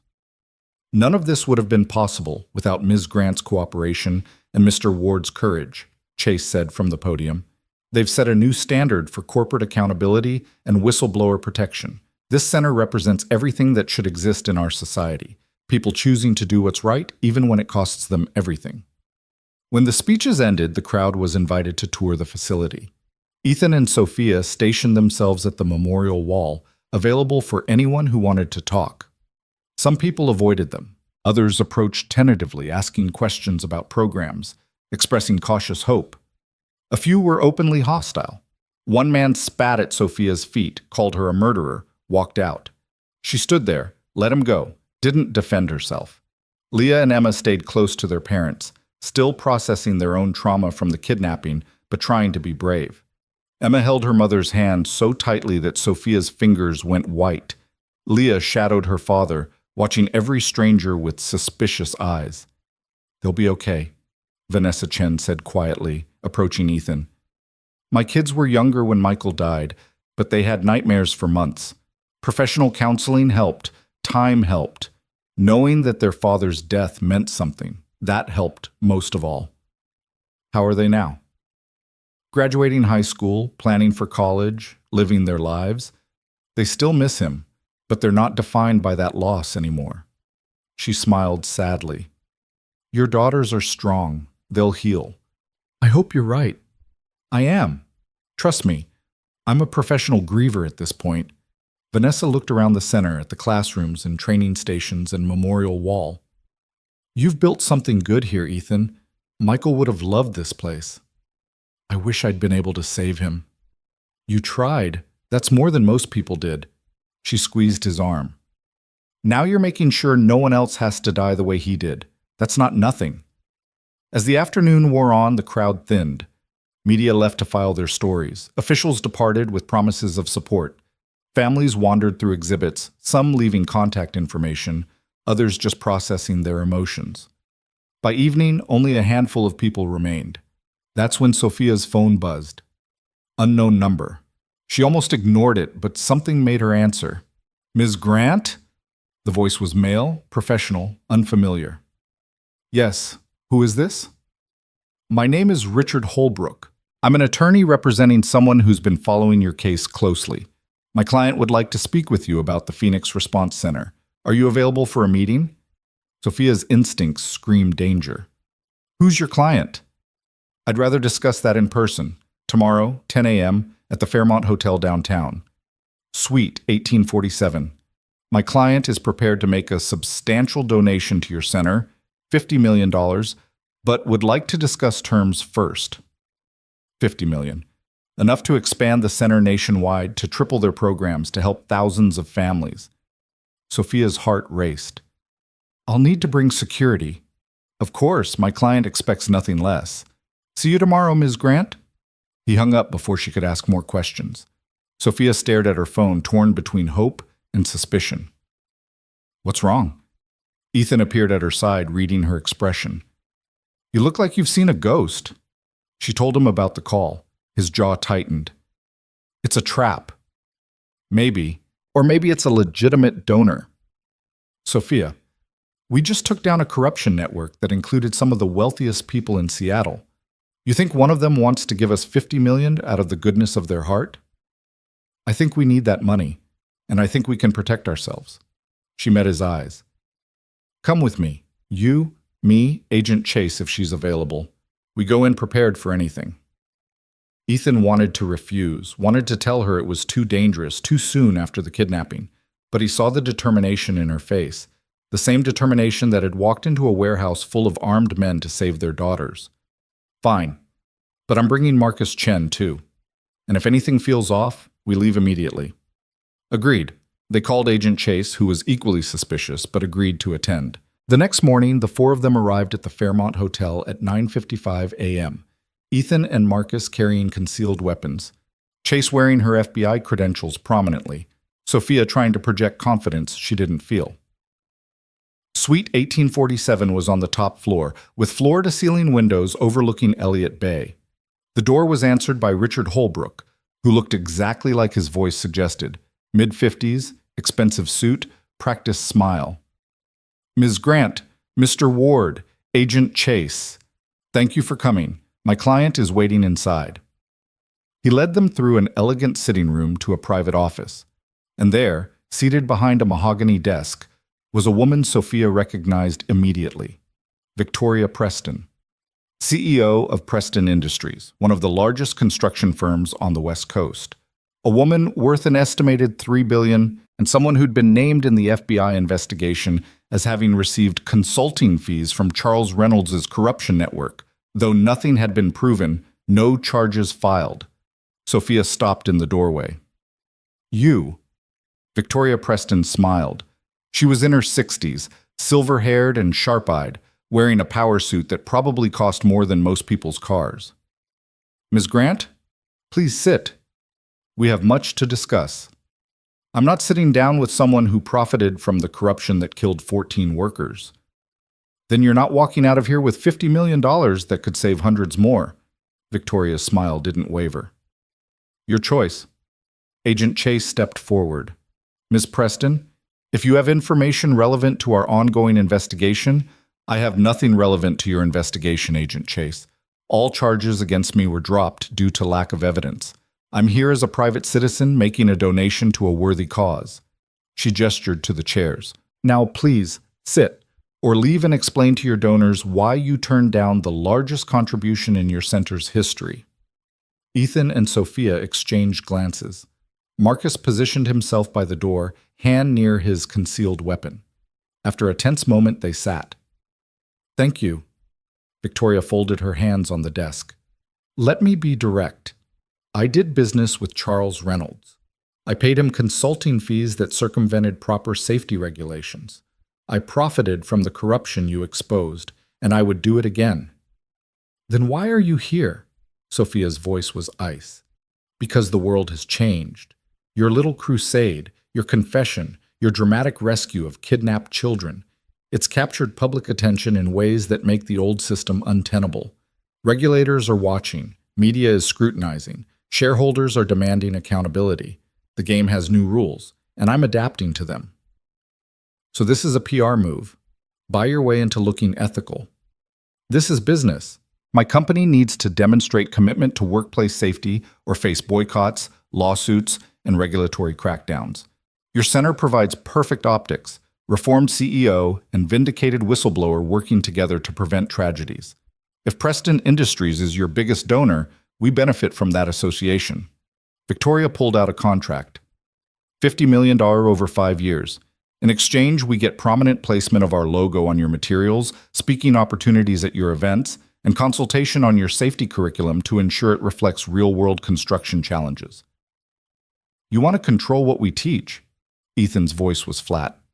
I want to ensure you're not teaching impractical idealism that makes construction impossible. Safety matters, Mr. Ward, but so does building things on time and on budget. Surely we can find a balance. The balance is what killed 14 people. Sophia stood. Thank you for the offer, Ms. Preston, but we're not interested in money with strings attached, especially from someone who helped create the problem we're trying to solve. Sit down, Ms. Grant. I'm not finished. I am. Sophia headed for the door. Ethan and Chase followed. You're making a mistake, Victoria called after them. That $50 million could change everything. You could expand nationally, help thousands of workers. All I'm asking for is a seat at the table. Sophia paused at the door, looked back. The 14 men on our memorial wall don't get a seat at the table anymore. They don't get to see their children grow up, don't get to retire, don't get to live their lives. That's the cost of your balance, Ms. Preston, and we're not interested in repeating it. They left, walking through the hotel lobby in tense silence. Marcus scanned for threats. Chase made notes on her phone. Ethan and Sophia didn't speak until they were in the parking garage, safely away from listening ears. $50 million, Ethan said quietly. We could have done a lot of good with that money. Not if it came with her strings attached. The moment we let someone like Preston influence our curriculum, we compromise everything we stand for. Sophia leaned against their car, suddenly exhausted. We'll find other donors. Better donors. Will we? You've already liquidated your fortune. I have nothing to offer. Most corporations see us as troublemakers. We're running on grants and small donations right now. Then we make that enough. We start small, grow slowly, build our reputation through results instead of big checks from corrupt executives. She met his eyes. Unless you think I made the wrong call? Ethan was quiet for a long moment. Then, no, you made the right call. I want this center to succeed so badly that for a second I considered compromising. That's dangerous. It is, which is why we need to stay vigilant, both of us, and remind each other what this is really about. Agent Chase joined them, pocketing her phone. I just spoke to the prosecutor handling the Preston Industries investigation. They're very interested in the fact that Victoria just tried to buy influence over a workplace safety organization. Might be enough to reopen her case. Will it stick? Sophia asked. Maybe. Maybe not. But at minimum, it'll keep her under scrutiny. Chase smiled grimly. You two did good in there. Not everyone would have walked away from that much money. Yeah, well, Ethan opened the car door. Turns out some things aren't for sale. The rejection of Preston's money made headlines. Phoenix Center turns down $50 million from controversial CEO. Media couldn't decide if it was principled or stupid. Some donors pulled support, worried about the center's financial stability. Others stepped forward, inspired by their refusal to compromise. Within a week, they'd received $8 million in new donations from unions, safety advocacy groups, and individuals who believed in what they were building. Not $50 million, but enough. Enough to keep the doors open, to expand their programs, to hire more instructors. The real breakthrough came 3 weeks later, when Vanessa Chen walked into Ethan's office with a proposal. I want to work here, she said without preamble. Full-time, developing family support programs for workplace accident victims. Ethan looked up from his paperwork. Vanessa, we can't afford. I don't need much, just enough to cover childcare and basic expenses. Michael's life insurance and the lawsuit settlement are enough for us to live on. But I need purpose. I need to feel like his death meant something. She sat down across from him. You gave me that when you built this place. Let me give it back to other families. Are you sure? This work, it's going to be emotionally brutal. Every day you'll be meeting people living through the same trauma you experienced. I know, but who better to help them than someone who understands? Someone who knows what it's like to bury a husband, to tell children their father isn't coming home, to navigate grief while the company responsible tries to deny responsibility? Her voice was steady. I can do this, Ethan. I need to do this. He studied her for a moment, this woman who'd lost so much but refused to let bitterness consume her. Okay, but we start you part-time, see how it goes. And the moment it becomes too much, you tell me. Deal? Deal.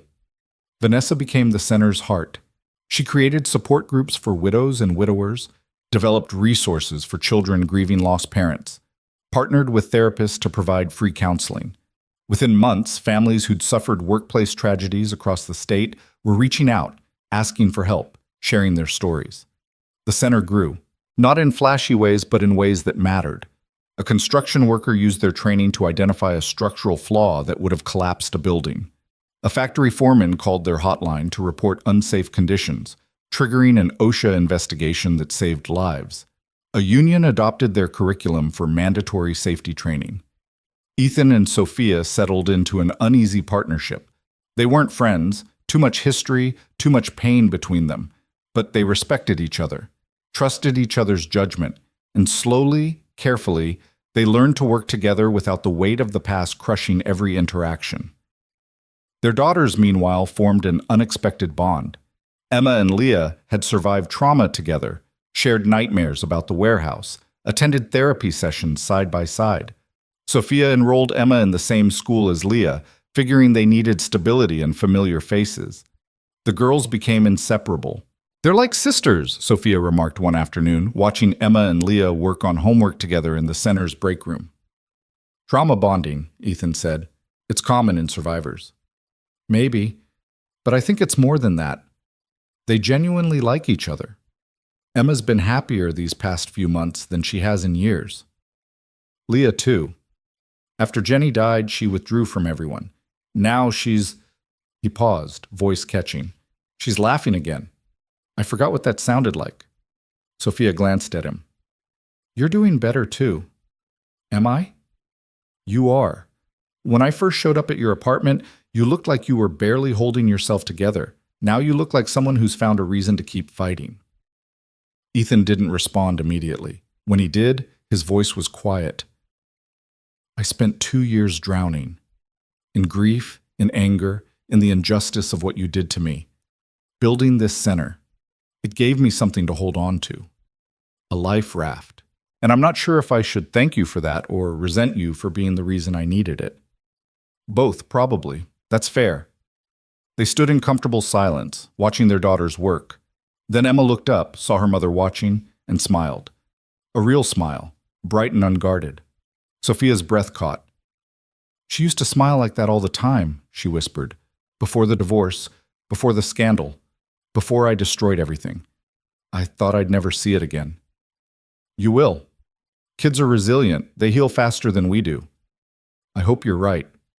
A commotion outside interrupted them, raised voices, the sound of breaking glass. Ethan and Sophia ran to the front entrance, where Marcus Chen was restraining a man in his 30s who'd thrown a brick through their window. "You destroyed my father's company," the man shouted, struggling against Marcus's grip. "Grant Tech audit triggered investigations that shut down 6 firms, including his. 100 people lost jobs because of your self-righteous crusade." Security arrived. Off-duty cops they'd hired after the kidnapping. They took custody of the man, leading him away still shouting threats. Ethan and Sophia surveyed the damage, shattered glass across the lobby floor, a brick with "murderers" spray-painted on it sitting in the debris. "This is the 3rd incident this month," Marcus said grimly. "Vandalism, threats, that suspicious fire in the dumpster last week. Someone's escalating." "Charles Reynolds' network?" Sophia asked. "Maybe. Or just people who've lost money because of our work. Corruption's profitable. We're costing a lot of people a lot of cash." Marcus pulled out his phone. "I'm calling for a full security assessment. We need cameras, better locks, maybe even armed guards." "Armed guards at a workplace safety center?" Ethan shook his head. "That sends the wrong message." "What message does a brick through the window send, that we're easy targets?" Marcus's voice was sharp. "Your daughters visit this building regularly. My wife volunteers here. Vanessa's kids attend our family programs. We can't protect our mission if we're not here to carry it out." He was right. Ethan knew he was right. But admitting they needed that level of security felt like admitting they were at war, and wars had casualties. "Do it," Sophia said quietly. "Enhanced security, whatever it costs. I'll cover it personally." "With what money?" "You liquidated everything." "I still have assets, investments, property, things I can liquidate. This center stays safe, no matter what it costs me." That night, after everyone else had gone home, Ethan and Sophia stayed late to clean up the glass. They worked in silence, sweeping and disposing of the debris, boarding up the broken window until a contractor could replace it tomorrow. "I keep thinking about what that man said," Sophia finally spoke. "That we destroyed his father's company. Maybe he's right. Maybe our crusade for accountability has gone too far. His father's company failed safety inspections repeatedly. They got shut down because they were endangering workers, not because we exposed them." Ethan dumped another dustpan of glass into the trash. "We didn't destroy anything that wasn't already broken. But what about the workers who lost their jobs? They weren't responsible for management's corruption. Now they're unemployed because we demanded accountability. Would you rather we'd stayed quiet? Let those companies keep operating unsafely until more people died?" "No, but..." Sophia set down her broom. "I just wonder if there's a middle path, a way to demand change without destroying livelihoods. If you figure it out, let me know, because I've been asking that question for 2 years and I still don't have an answer." Ethan leaned against the wall, suddenly exhausted. "All I know is that those 14 men on our memorial wall don't get second chances. They don't get to rebuild their companies or find new jobs. They're gone forever.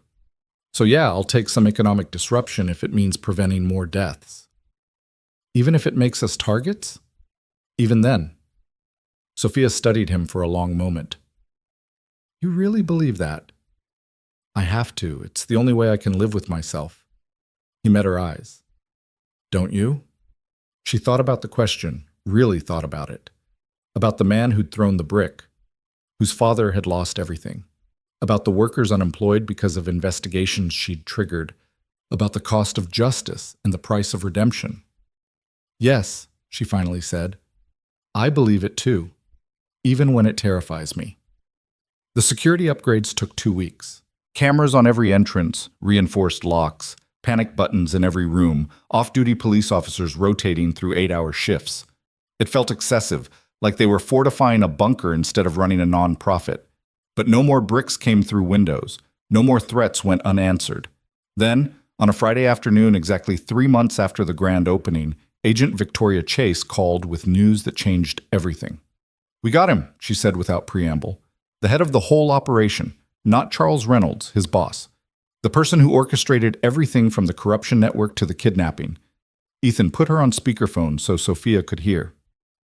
"Who?" "Frederick Morrison, retired city councilman, current board member of 7 major corporations, including Preston Industries. He's been running this network for 23 years. Bribes, kickbacks, contract rigging, you name it. And when you two started exposing everything, he's the one who ordered you silenced." Sophia's face went pale. "I know Frederick Morrison. He came to my office twice, trying to convince me to drop the Phoenix Center project. Said it was bad for business, bad for Seattle, that I was being vindictive. He was protecting his empire, and when you wouldn't back down, he authorized the kidnapping." Chase's voice was grim. "We have recordings, financial records, testimony from William Mercer. Morrison's going down for racketeering, conspiracy, kidnapping, and about 40 other charges. He'll die in prison." "Good," Ethan said flatly. "When's the arrest?" "Tonight. We're hitting his home at 8 p.m.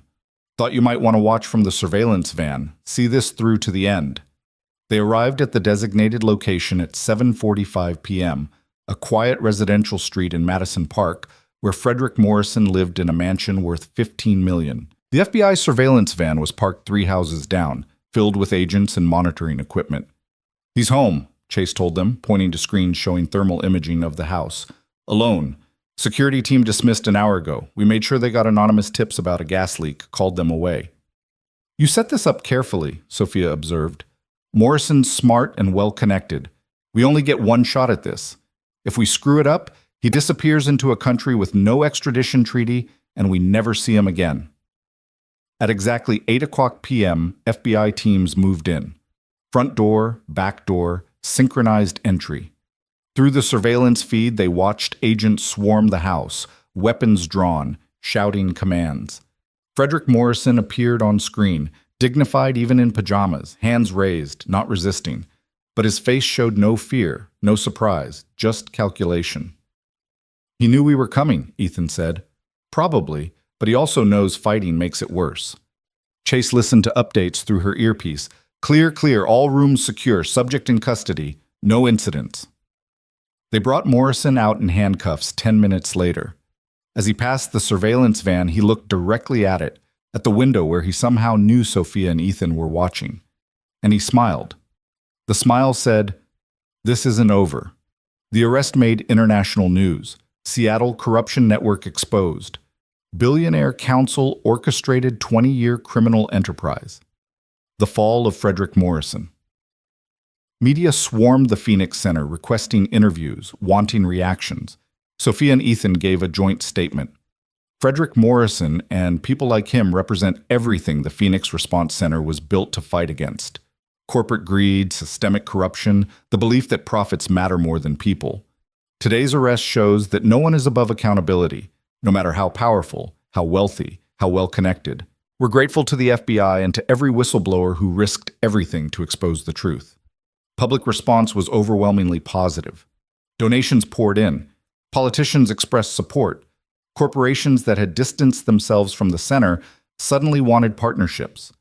But Ethan couldn't shake Morrison's smile. That calculation, that confidence. "He's not done," he told Sophia 3 days after the arrest. "He's planning something. He's in federal custody awaiting trial. What can he do?" "I don't know, but men like Morrison don't go down quietly." Ethan was right. 1 week after Morrison's arrest, the center received an anonymous package. Inside was a laptop containing hundreds of files. Emails, documents, photographs, all of them showing questionable financial decisions Sophia had made as CEO of Grant Tech. Decisions that, while not illegal, looked terrible in context. Bonuses paid to executives while cutting worker safety budgets. Expensive corporate retreats funded by shell companies. Payments to consultants who did no actual work. A note was included. If you proceed with testimony against Frederick Morrison, these files go public. Your redemption arc becomes a fraud. The Phoenix Center loses credibility. Everyone loses. Drop the charges, and these files disappear forever. Sophia stared at the laptop, feeling her carefully rebuilt reputation crumbling. These are all real. I approved every one of these transactions. They were legal, but they look horrible, Ethan finished. Morrison's playing his final card. Destroy your credibility, destroy the center's mission. Maybe I should step down. Remove myself from the center entirely, so this doesn't taint everything you've built. Absolutely not. That's exactly what he wants. To divide us. To make you doubt yourself. To prove that powerful men always win. Ethan's jaw was set. We're not giving him that satisfaction. But if these files go public, then we get ahead of them. We release them ourselves with full context before Morrison's people can weaponize them. He pulled out his phone. I'm calling Agent Chase. This is witness intimidation, evidence tampering. Morrison just added more charges to his list. They spent the next 48 hours working with the FBI and a crisis management team Sophia hired. They verified every document in the leaked files, prepared explanations for each questionable transaction, and then held a press conference. Sophia stood at the podium, the laptop open beside her, and said, Frederick Morrison wants to silence me by exposing mistakes I made as CEO. So I'm exposing them first. Here are files showing poor judgment, misplaced priorities, and decisions that prioritize profit over people. These transactions were legal but ethically questionable. I take full responsibility for them. They're part of why I built the Phoenix Center, to atone for the person I was and become someone better. Morrison thinks this destroys my credibility. I think it proves why accountability matters.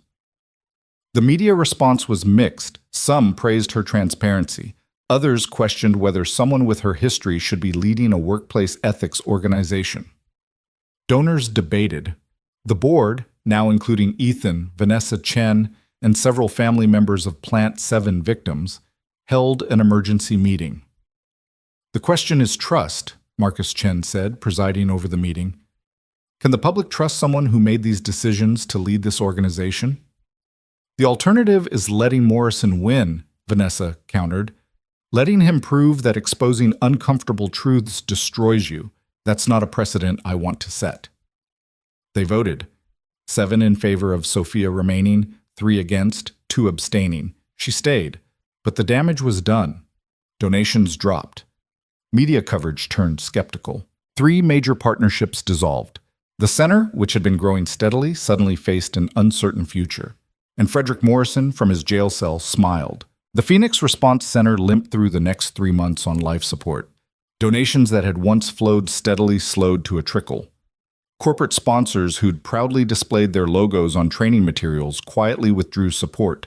The staff, which had grown to 23 people at its peak, shrank to 11 as funding dried up and salaries became uncertain. Ethan worked without pay for 6 weeks straight. Sophia liquidated her last investment property, a condo in Vancouver she'd planned to retire in someday, just to make payroll. But the worst part wasn't the money. It was watching their mission crumble under the weight of public skepticism. Workers who'd once sought their training now questioned their legitimacy. Families who'd turned to them for support wondered if they were being exploited for publicity. The memorial wall with its 14 photographs remained, but fewer people stopped to read the names. We're dying, Marcus Chen said at a staff meeting on a gray Tuesday morning in November. Rain hammered the warehouse roof, matching everyone's mood. Not dramatically, just slowly bleeding out while Morrison watches from his cell and smiles. We're not dead yet, Ethan countered, but even he heard the hollowness in his voice. No, we're just hemorrhaging credibility and funding while our mission becomes a punchline. Last week, a construction supervisor told me his company banned our training materials because we're too controversial. We've become toxic. Marcus rubbed his tired eyes. Maybe it's time to admit Morrison won. He hasn't won. Sophia's voice cut through the defeatism like a blade. He's in federal custody facing 73 criminal charges. He'll spend the rest of his life in prison. That's not winning. But he destroyed what we built. That was his goal. If he couldn't silence us, he'd make sure nobody listened. Mission accomplished. Marcus gestured around the half-empty warehouse. Look at this place. We used to run 3 training sessions daily. Now we're lucky to fill 1 class a week. We used to have a waiting list for family support groups. Now Vanessa sits in empty rooms talking to ghosts. So we rebuild. Ethan stood, pacing. We've survived worse. The explosion, the cover-up, the kidnapping, we got through all of it. We can get through this. This is different. The speaker was Vanessa Chen herself, emerging from the back office where she'd been organizing files that fewer and fewer people requested. She looked exhausted, older than her 41 years. When we fought corruption, we had a clear enemy. When we rescued our daughters, we had something concrete to fight for. But this is death by 1,000 cuts. No dramatic showdowns, just slow erosion of everything we stand for. Then we find a way to make people care again, Sophia said. We remind them why this matters. But how? Another press conference. Another mea culpa where you confess your past sins. We've played that card. It's not working anymore. Vanessa's voice wasn't unkind, just honest. The truth is, people have short attention spans. 3 months ago, we were heroes. Now we're yesterday's news. And Morrison knew that. He didn't need to defeat us, just outlast the news cycle. The meeting dissolved into uncomfortable silence. Nobody had solutions. Nobody had hope. They were all just going through motions, trying to believe that purpose alone could keep the doors open. That night, Ethan stayed late again, reviewing financial projections that looked worse no matter how he crunched the numbers. At current burn rate, they had maybe 6 weeks before bankruptcy. 6 weeks to either find major funding or shut down permanently. 6 weeks until Frederick Morrison's smile became permanent. You should go home. Sophia's voice startled him. She stood in his doorway holding 2 cups of coffee from the corner shop, looking as worn down as he felt. Leah's probably wondering where you are. She's at a sleepover with Emma, your ex-husband's place. Ethan accepted the coffee gratefully. What are you doing here? Same thing you are, trying to figure out how to save something that might already be dead. She sat across from him, surveying the financial spreadsheets on his laptop. That bad? Worse. Even if we cut all non-essential expenses, we're looking at closure by mid-December, before Christmas. That's the legacy we leave, a center that couldn't last a year. My father used to say that legacy isn't measured in duration, it's measured in impact. We've trained over 800 workers in workplace safety. We've provided support to 43 families who'd lost loved ones in industrial accidents. We've helped expose the largest corruption network in Seattle history. Sophia's voice was quiet but firm. If we close tomorrow, that still matters. Does it? Or does it just prove that Morrison was right, that people like us can't change systems built by people like him? Ethan. Sophia waited until he looked at her. I've spent 2 years trying to atone for 14 deaths. I've lost my company, my fortune, my reputation, nearly lost my daughter. I've been called a murderer, a fraud, a corporate monster playing at redemption. And you know what? Some of that's deserved, but this center, what we've built together, that's real. The lives we've impacted are real. Don't let Morrison take that away from us. I'm not letting him take it. He just is. And I don't know how to stop him. Before Sophia could respond, her phone buzzed. She glanced at it, frowned, and answered. Hello? Yes, this is Sophia Grant, who... Her expression shifted from confusion to shock. Are you serious? When? How many? A long pause. We'll be there. 30 minutes. Thank you. She hung up, staring at her phone like it had transformed into something alien. What? Ethan asked. What happened? That was Teresa Morrison, Frederick Morrison's wife. Sophia's voice was strange, distant. She wants to meet with us. Tonight, at her home. She says she has something that will help us. It's a trap. Probably. But she said... Sophia met his eyes.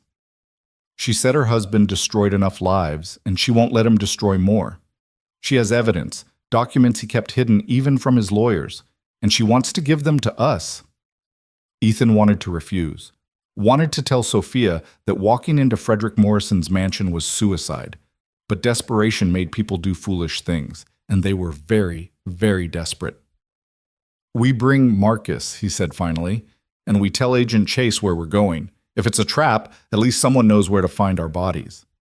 They called Marcus, who arrived within 15 minutes looking simultaneously alert and annoyed. They called Agent Chase, who tried to talk them out of going, but eventually agreed to have agents on standby 3 blocks away.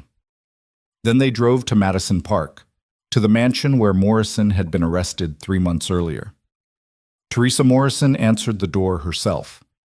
She was in her late 60s, elegant even in casual clothes, with the kind of poise that came from decades of navigating high society.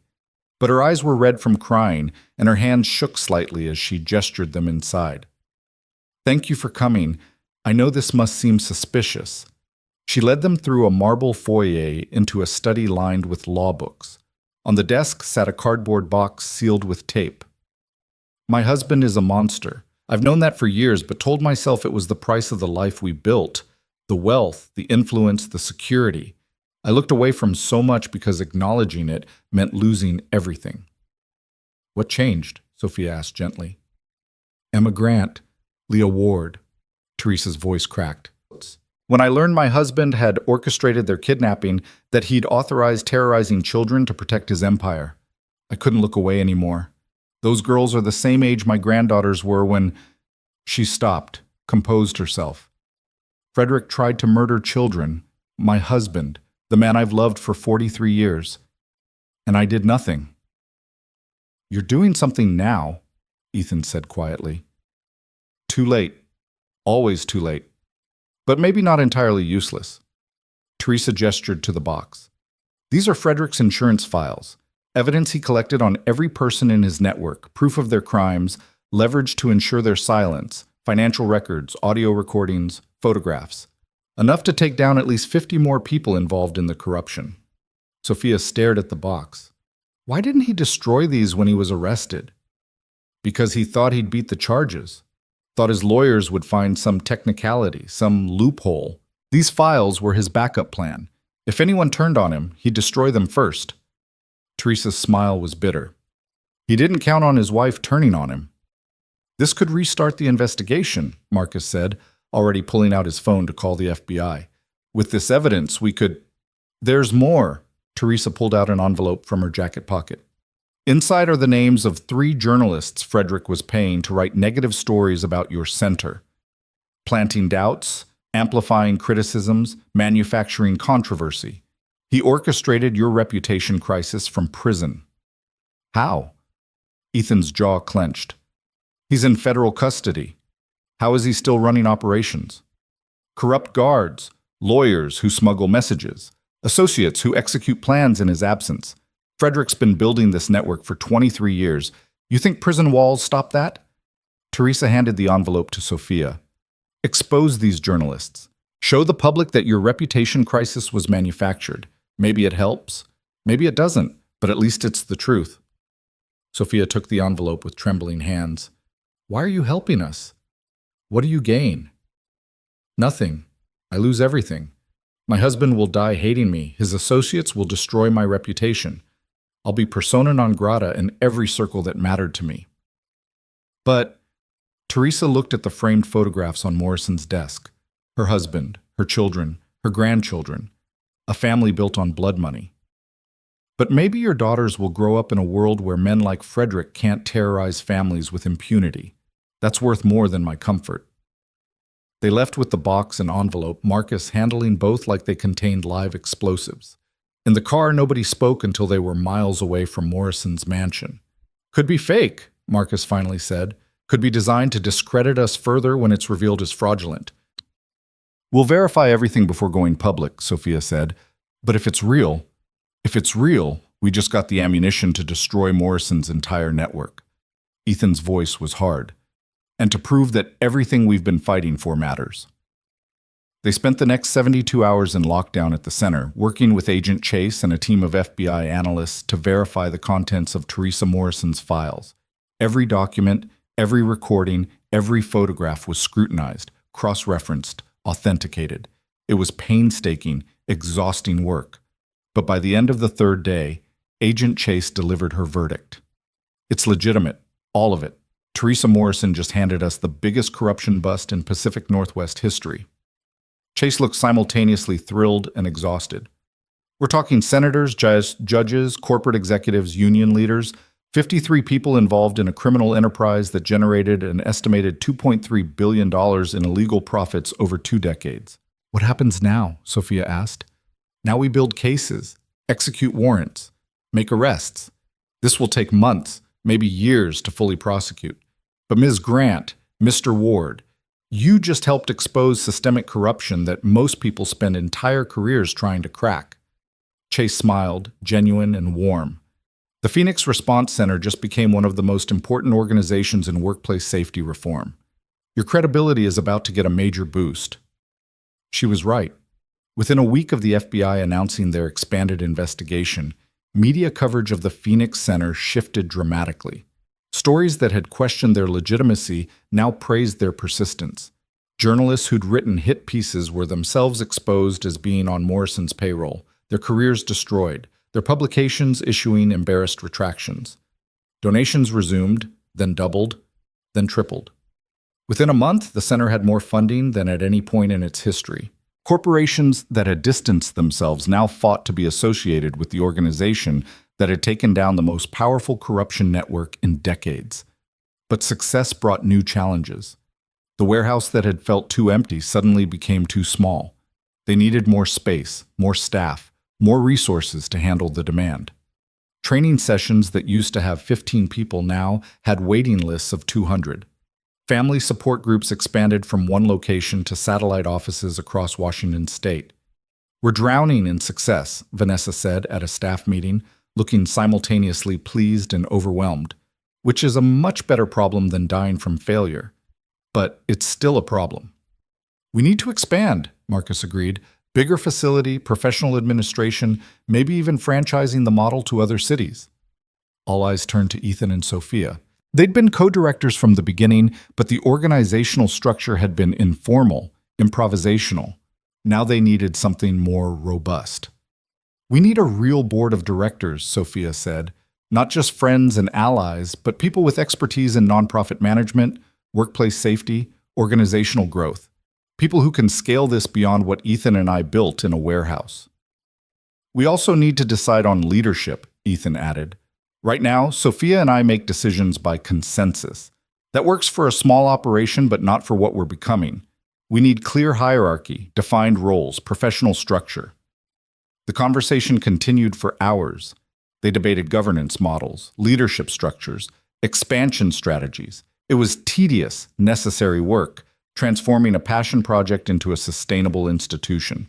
That evening, after everyone else had gone home, Ethan and Sophia stood in the empty warehouse, looking at the memorial wall with its 14 photographs. We did it, Sophia said quietly. We built something that matters, something that will outlast us. Because of them. Ethan touched one of the photographs, Tommy Reeves, the electrician whose brother had confronted them at the grand opening. They're the reason any of this exists. Do you think they'd be proud? Or would they see it as too little, too late? I think they'd be glad their deaths meant something. That's all any of us can hope for, that our lives or our deaths have meaning beyond ourselves. Ethan turned to face her. Sophia, we need to talk about leadership structure. I know. You should be executive director. You have the vision, the expertise, the moral authority. I can step back to an advisory role. No. Ethan's voice was firm.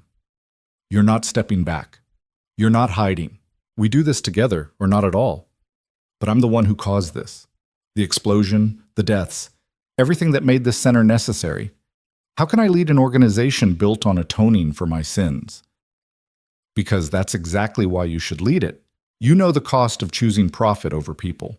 You've lived both sides. The corporate executive who ignored warnings and the reformed advocate trying to prevent others from making the same mistakes. That perspective is invaluable. Ethan moved closer. I can teach workplace safety. I can train inspectors and mechanics and engineers, but I can't speak to executives the way you can. I can't make them understand what they'll lose if they ignore safety concerns. That's your job. Sophia's eyes filled with tears. I don't deserve that trust. Maybe not. But our mission deserves the best leadership we can give it. And that's both of us. working together, using our different strengths to build something that protects workers. He extended his hand. Partners? She looked at his hand, the hand of the man she'd destroyed, who'd saved her life, who'd chosen to build with her instead of against her. Slowly she took it. Partners. They shook on it, a formal agreement to transform their uneasy alliance into genuine collaboration. It wouldn't erase the past, wouldn't bring back the 14 workers or Ethan's wife or the 2 years he'd lost. But it was a start. The next morning, they announced the new leadership structure. Ethan Ward and Sophia Grant would serve as co-executive directors. Vanessa Chen would become director of family services. Marcus Chen would head security and risk management. They hired professional staff for administration, fundraising, communications. The scrappy nonprofit became a real organization. They also announced their expansion plan. The Phoenix Response Center would open 5 satellite locations across Washington, Oregon, and California within 18 months. They'd develop online training programs to reach workers nationwide.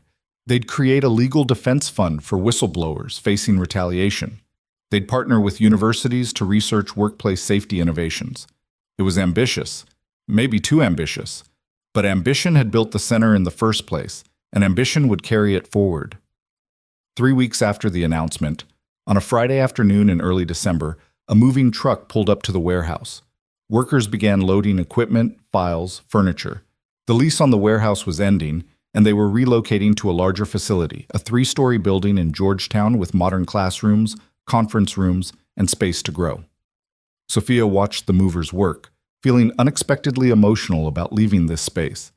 Yes, it had been cramped and imperfect, but it was where the Phoenix Center had been born, where they'd held their first training session, their first support group, their first moment of believing they could actually make a difference. Second thoughts? Ethan joined her, holding a box of files. Nostalgia. This place represented everything we were fighting for, making something good from the ruins of tragedy. The new building represents that too, just with better heating and functional bathrooms. He smiled. Change is good, Sophia. We can honor what this place meant while building something better. They were interrupted by excited shouting from the loading area. Marcus appeared, grinning wider than Sophia had ever seen. You two need to see this, now. They followed him outside, where a delivery truck had arrived. The driver was unloading large wrapped packages, dozens of them. Marcus handed Ethan an envelope that had come with the delivery. Inside was a letter, handwritten on expensive stationery. Dear Mr. Ward and Ms. Grant, I recently learned about the Phoenix Response Center from news coverage of the Morrison investigation. Your mission resonates deeply with me. My late husband died in a construction accident 15 years ago. Faulty scaffolding, ignored safety warnings, the same story you're fighting to end. I've followed your work with admiration and hope. These packages contain equipment I believe will help your training programs. Use them well. Change the world. Respectfully, Margaret Sullivan. Ethan tore open one of the packages. Inside was a state-of-the-art virtual reality training system, the kind that cost tens of thousands of dollars. He opened another, advanced safety monitoring equipment. Another, pressure sensors, structural analysis tools, emergency response kits. There's more, Marcus said, pointing to an attached invoice. She donated $1.2 million worth of equipment, everything on our wish list and things we didn't even know existed. It's all here. Sophia found herself crying, overwhelmed by the generosity of a stranger who'd suffered loss and chosen to transform it into support for their mission. This was why they fought. This was what made the struggle worthwhile. People like Margaret Sullivan, who'd lost everything but still believed in building something better. We need to thank her, Sophia managed, personally. Not just a form letter, but a real genuine thank you. Already on it, Marcus said. I've got her contact information. We'll arrange a meeting, show her what her donation accomplished. The move to the new building took 3 days. It was chaos, boxes everywhere, furniture in wrong rooms, technology that needed configuring. But slowly, methodically, the space transformed into something remarkable. Bright classrooms with modern equipment. A memorial hall displaying not just the original 14 photographs, but space for others. A growing wall of workers whose deaths had catalyzed change. A children's area for family support programs, decorated with bright colors and hope. On December 15th, they held a soft opening. No media, no big announcements. Just the core team, a few donors, and the 7 Plant 7 families who'd attended the original grand opening. Mrs. Martinez stood before the expanded memorial wall, touching her son Daniel's photograph. "You've grown this place," she said to Ethan and Sophia. "When you first opened, I wasn't sure if it would last, if it was real or just guilt masquerading as purpose. But you've proved it's real. You've built something that will outlive all of us." "Because of Daniel," Sophia said. "Because of all of them. They're the foundation everything else is built on." "I know, and I'm grateful." Mrs. Martinez turned to face them. "I still don't forgive you, Ms. Grant. I'm not sure I ever will. But I respect what you're doing." That's enough. It was more than Sophia had hoped for, more than she deserved. She nodded, unable to speak past the lump in her throat. The evening continued with tours, conversations, quiet reflections. Emma and Leah ran through the new building, claiming favorite rooms, imagining all the good that would happen here. They'd healed remarkably over the past months, still had nightmares occasionally, still attended therapy weekly, but they were children again. Happy, hopeful, believing in tomorrow. As the guests departed and night fell over Georgetown, Ethan and Sophia found themselves alone in the memorial hall. 14 photographs had become 37. They'd added images of workers from other companies who'd died due to negligence, representing the larger fight they'd committed to.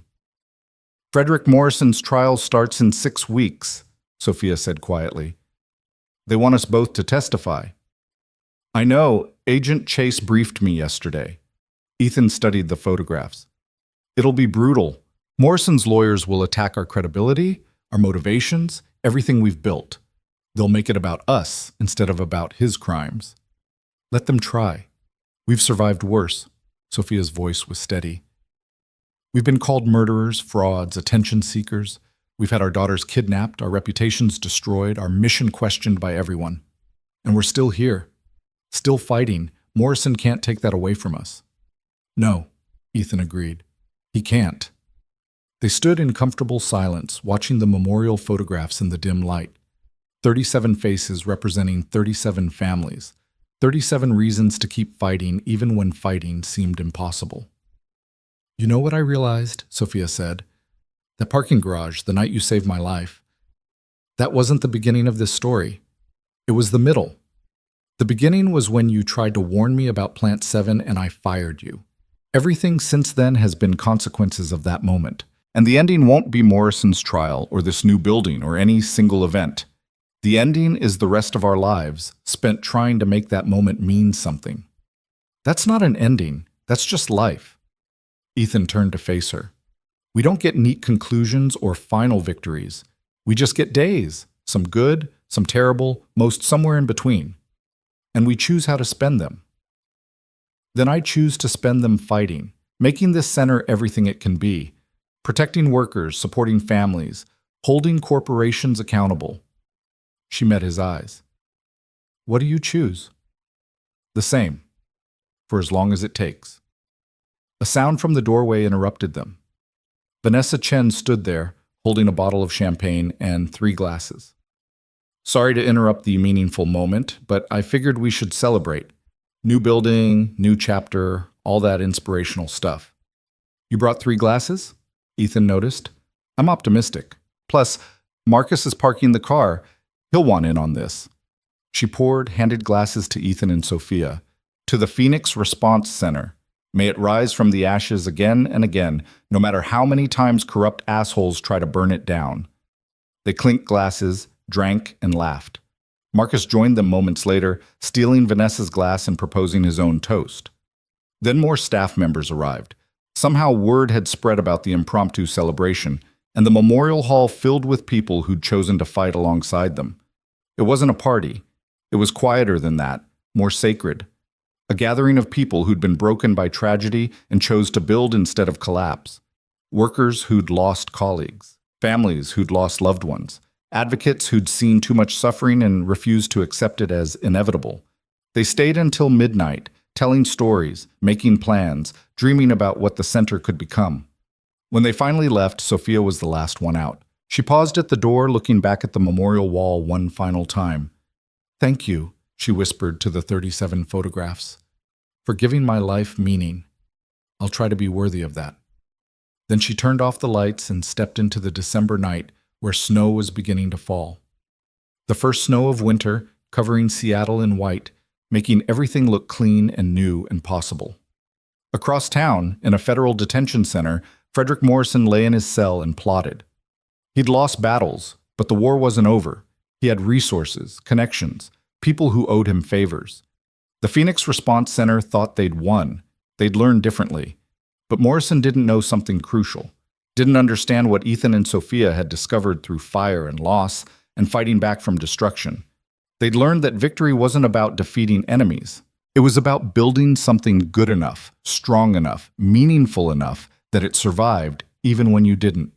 The Phoenix Response Center would outlast Frederick Morrison, would outlast Ethan and Sophia, would outlast everyone who'd built it, because it wasn't built on revenge or guilt or even redemption. It was built on the simple, radical belief that every worker deserved to come home safe. Every family deserved protection. Every death from negligence was one death too many.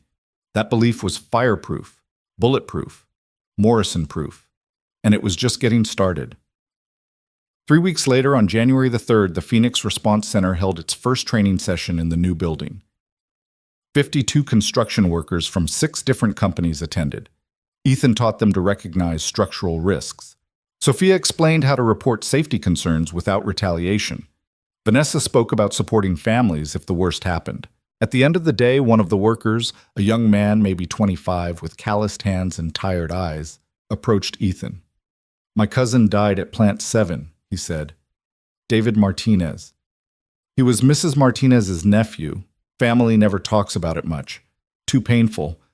But I wanted you to know that because of David, because of this place, I'm going home safe tonight, and tomorrow, and every day after. So thank you. From all of us who get to keep living because you wouldn't give up." Ethan shook his hand, blinking back tears. "Thank you for being here, for learning, for caring enough to make yourself safer. It's not just about me.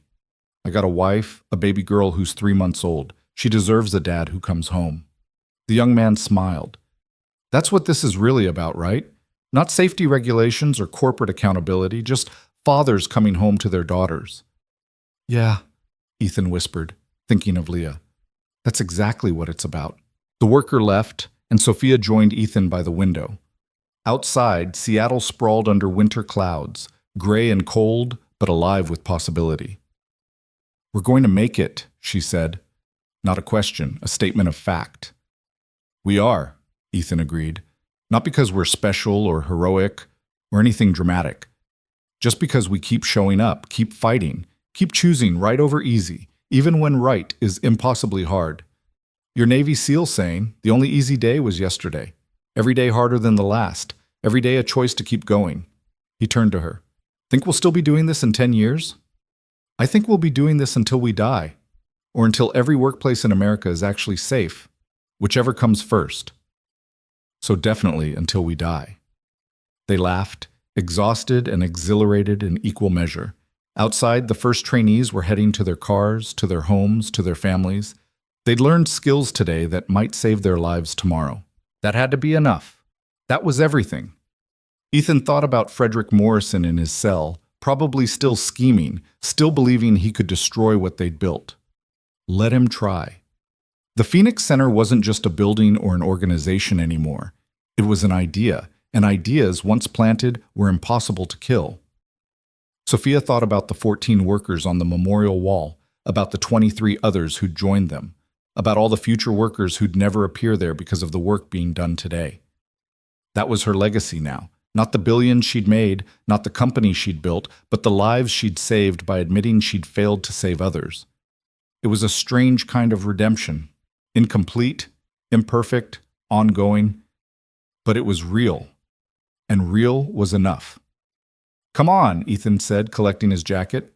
"Leah and Emma are making dinner tonight. Some kind of pasta experiment. We're invited." "Both of us?" "Both of us. The girls insist. Something about family dinner." Sophia smiled, genuine and warm. "Then we'd better not disappoint them." They left together, two people bound by tragedy and choice, and the daily work of building something that mattered. The Phoenix Response Center locked up behind them, safe and solid, waiting for tomorrow's battles. And in the memorial hall, 37 faces watched over empty rooms, their deaths transformed into purpose, their loss into meaning, their memory into a promise that would outlive everyone who'd known them. The Phoenix had risen from the ashes. Now it just had to keep flying. The pasta experiment turned out to be catastrophic in the best possible way. Emma and Leah had attempted some kind of carbonara Alfredo fusion that resulted in a pot of what could only be described as cheese soup with occasional pasta sightings. They served it with such pride that neither Ethan nor Sophia had the heart to suggest ordering pizza instead. "This is delicious," Sophia lied, forcing down another bite while Emma beamed. "It's really not," Leah said with the brutal honesty of a 10-year-old.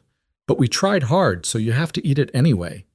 They sat around the small dining table in Ethan's apartment, the same cramped space he'd lived in for 2 years, though now it felt less like a prison and more like a home.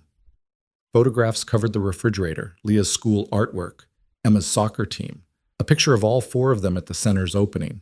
A family, unconventional and unexpected, built from ruins. "Dad got a letter today," Leah announced between bites of cheese soup. "From the president." Ethan shot his daughter a look. "Leah, we talked about this." "About what?" Sophia set down her fork. "Ethan, what letter?" He sighed, realizing he couldn't avoid this conversation. "The White House contacted me last week. They're holding a ceremony honoring whistleblowers and workplace safety advocates. They want me to attend, speak, probably. It's not a big deal." "It's a huge deal." Emma bounced in her seat. "Mom, they want Mr. Ward to meet the president. That's amazing." "When?" Sophia asked quietly. 3 weeks. February 14th. Valentine's Day, ironically. Ethan pushed food around his plate. "I haven't decided if I'm going." "Why wouldn't you go?" "Because it feels like taking credit for something that shouldn't be celebrated." 14 people died, Sophia. More than that. 37 that we know of. Probably hundreds we don't. Going to the White House, shaking hands, accepting praise for exposing corruption feels like profiting from tragedy. It's not profiting. It's recognition that speaking up mattered, that your refusal to stay silent saved lives. Sophia reached across the table, touched his hand. "Jenny would want you to go. She'd want Leah to see her father honored for doing the right thing." At the mention of his late wife, Ethan's throat tightened. "I don't know what Jenny would want. She's been gone so long that sometimes I can barely remember her voice." "I remember," Leah said softly. "Mom's voice. She used to sing when she cooked, off-key, really badly, and she'd laugh when I told her she sounded like a broken bird." Tears welled in the girl's eyes. "She'd want you to go, Dad. She'd want you to stand up there and show everyone that telling the truth matters, even when it costs everything." The room fell silent except for the sound of Leah crying. Emma reached over and held her hand, these 2 girls who'd bonded through trauma and therapy and learning that families came in unexpected forms. "Okay," Ethan whispered. "I'll go. We'll go. All of us. If I'm accepting recognition for this work, then everyone who built it should be there." "The White House isn't going to accommodate 4 random people," Sophia started. "You're not random. You're my partner in this mission. And our daughters. They survived kidnapping because we refused to back down. They're part of this story." Ethan's voice was firm. "We go together, or I don't go at all." Sophia's eyes filled with tears. "You really mean that?" "Every word." 2 weeks later, Agent Victoria Chase called with news that would reshape everything they thought they knew about the case. "Frederick Morrison is dead." Ethan nearly dropped his phone. "What? How?" "Heart attack. In his cell. Around 3 a.m. this morning. Prison medical staff tried to revive him but couldn't. He was pronounced dead at 3:47 a.m. Chase's voice was carefully neutral. "The timing is suspicious. He was scheduled to testify today about his network's connections to federal officials, but preliminary autopsy suggests natural causes. He was 72, overweight, high stress, hearts fail. Or someone made his heart fail." Sophia had been listening on speakerphone, her expression grim. How convenient that he dies right before he could implicate more powerful people. "That thought has occurred to us. We're conducting a thorough investigation, but even if it was murder disguised as natural causes, Morrison's associates are smart enough to leave no evidence. We may never know the truth. What happens to the trial? Ethan asked. The other defendants, the charges. The case against Morrison is obviously dismissed, but we have enough evidence to prosecute the 53 people Teresa Morrison's files exposed. Those trials will proceed.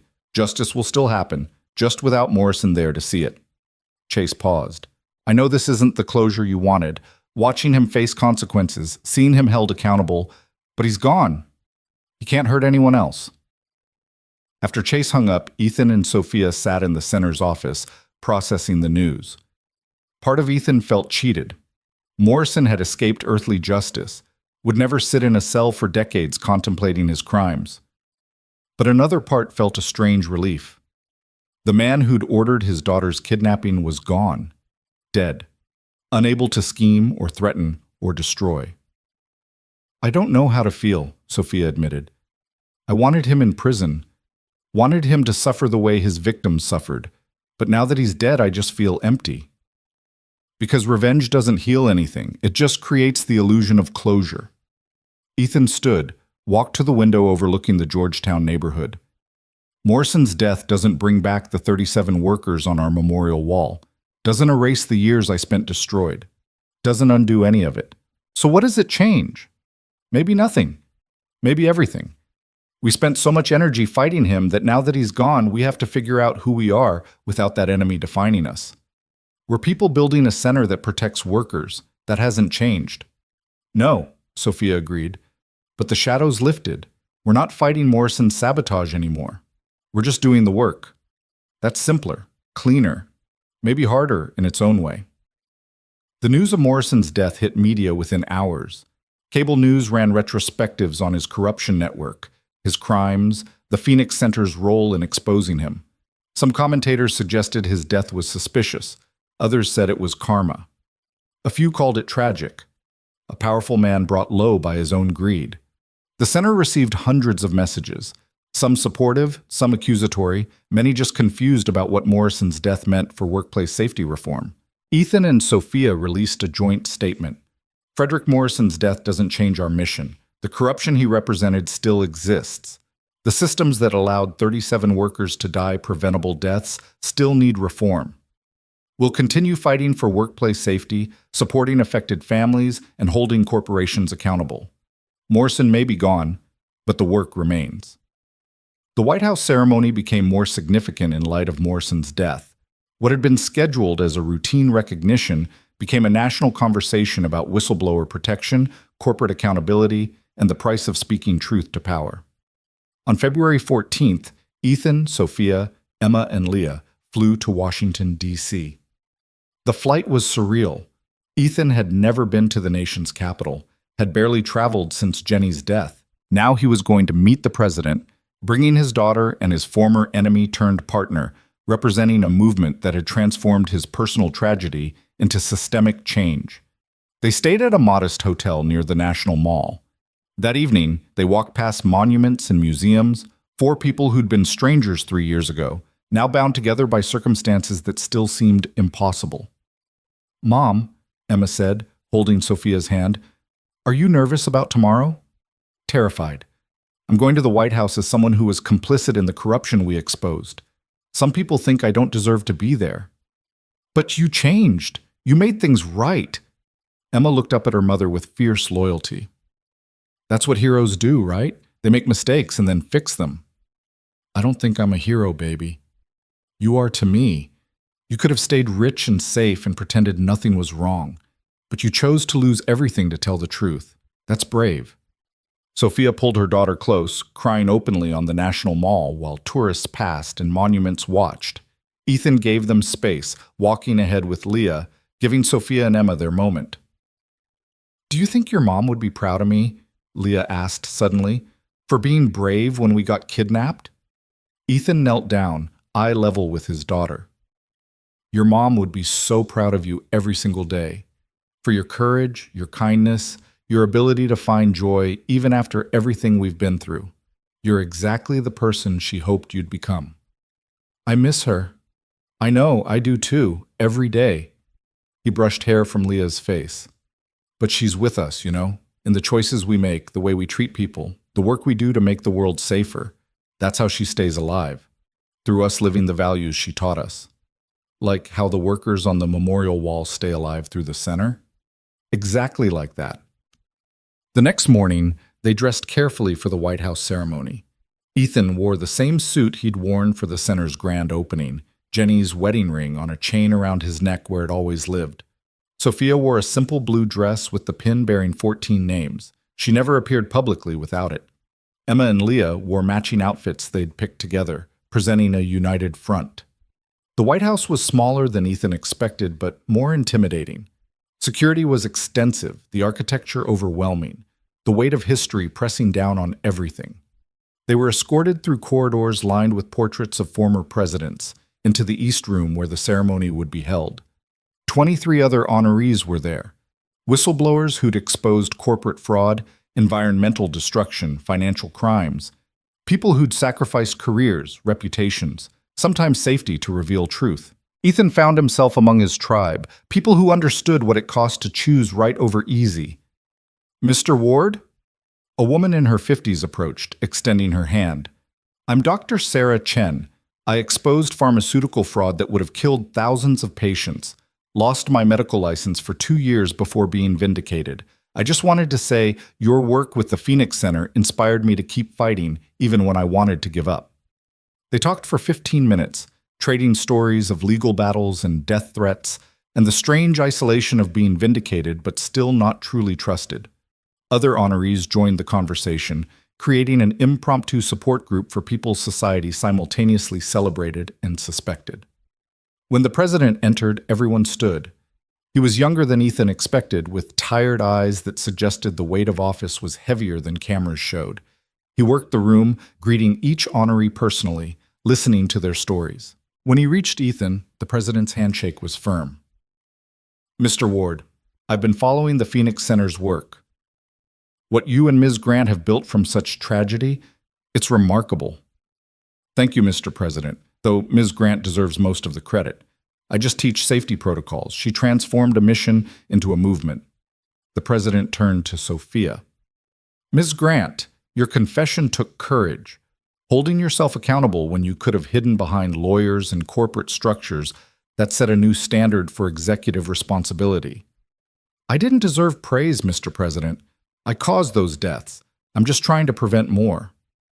That's leadership, not the easy kind that takes credit for success, but the hard kind that accepts responsibility for failure and works to ensure it never happens again. He gestured to Emma and Leah.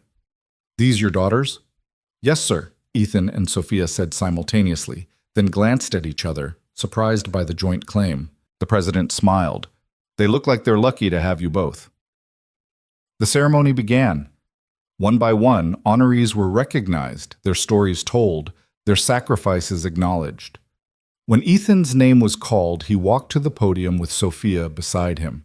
They'd agreed to accept recognition together since the work was joint. The citation read, "For extraordinary courage in exposing workplace safety violations and corporate corruption at great personal cost, and for creating the Phoenix Response Center, which has trained over 2,000 workers, supported 97 families, and contributed to the prosecution of 53 individuals involved in systemic corruption. Their work has saved countless lives and set new standards for corporate accountability." Ethan accepted the medal, heavy and official, feeling like an imposter. He'd tried to save 14 workers and failed. Everything since was just trying to live with that failure.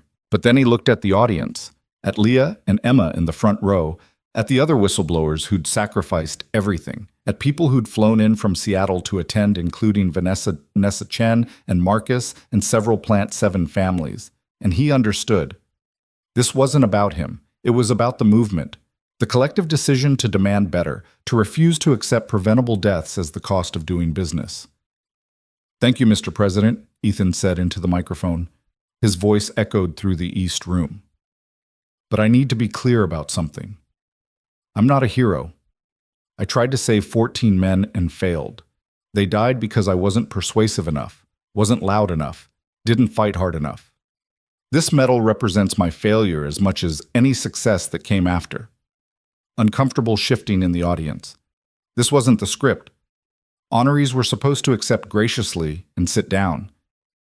But failure taught me something success never could. It taught me that individual heroism isn't enough. Systems protect corruption, and only collective action breaks those systems. The Phoenix Center exists because one woman, he gestured to Sophia, chose accountability over self-protection. Because families of victims demanded justice instead of accepting settlement money in silence. Because workers refused to accept that their lives mattered less than corporate profits. Because FBI agents like Victoria Chase prioritized truth over political convenience. I'm just one piece of something much larger. He held up the medal. So I accept this on behalf of the 37 workers whose photographs hang in our memorial hall. On behalf of Teresa Morrison, who destroyed her own life to expose her husband's crimes. On behalf of every whistleblower who's been called a troublemaker for refusing to stay silent. This isn't my medal. It's theirs. I'm just holding it for them. The room erupted in applause. Ethan returned to his seat, hands shaking, feeling like he'd either said something profound or made a complete fool of himself. Sophia squeezed his hand. That was perfect, she whispered. After the ceremony, there was a reception. Ethan found himself surrounded by people wanting to talk, to share their stories, to ask about the center's work. It was overwhelming in the best way. Evidence that what they'd built mattered beyond Seattle, beyond their immediate circle. Agent Chase appeared through the crowd, looking official in her FBI suit. Mr. Ward, Ms. Grant, I have news. We've arrested 3 more individuals connected to Morrison's network, including the corrupt guard we suspected of helping orchestrate his death. Turns out Morrison's heart attack was induced by contaminated medication. Someone murdered him to prevent testimony. Will you prosecute? Sophia asked. We're building the case now. It's complicated.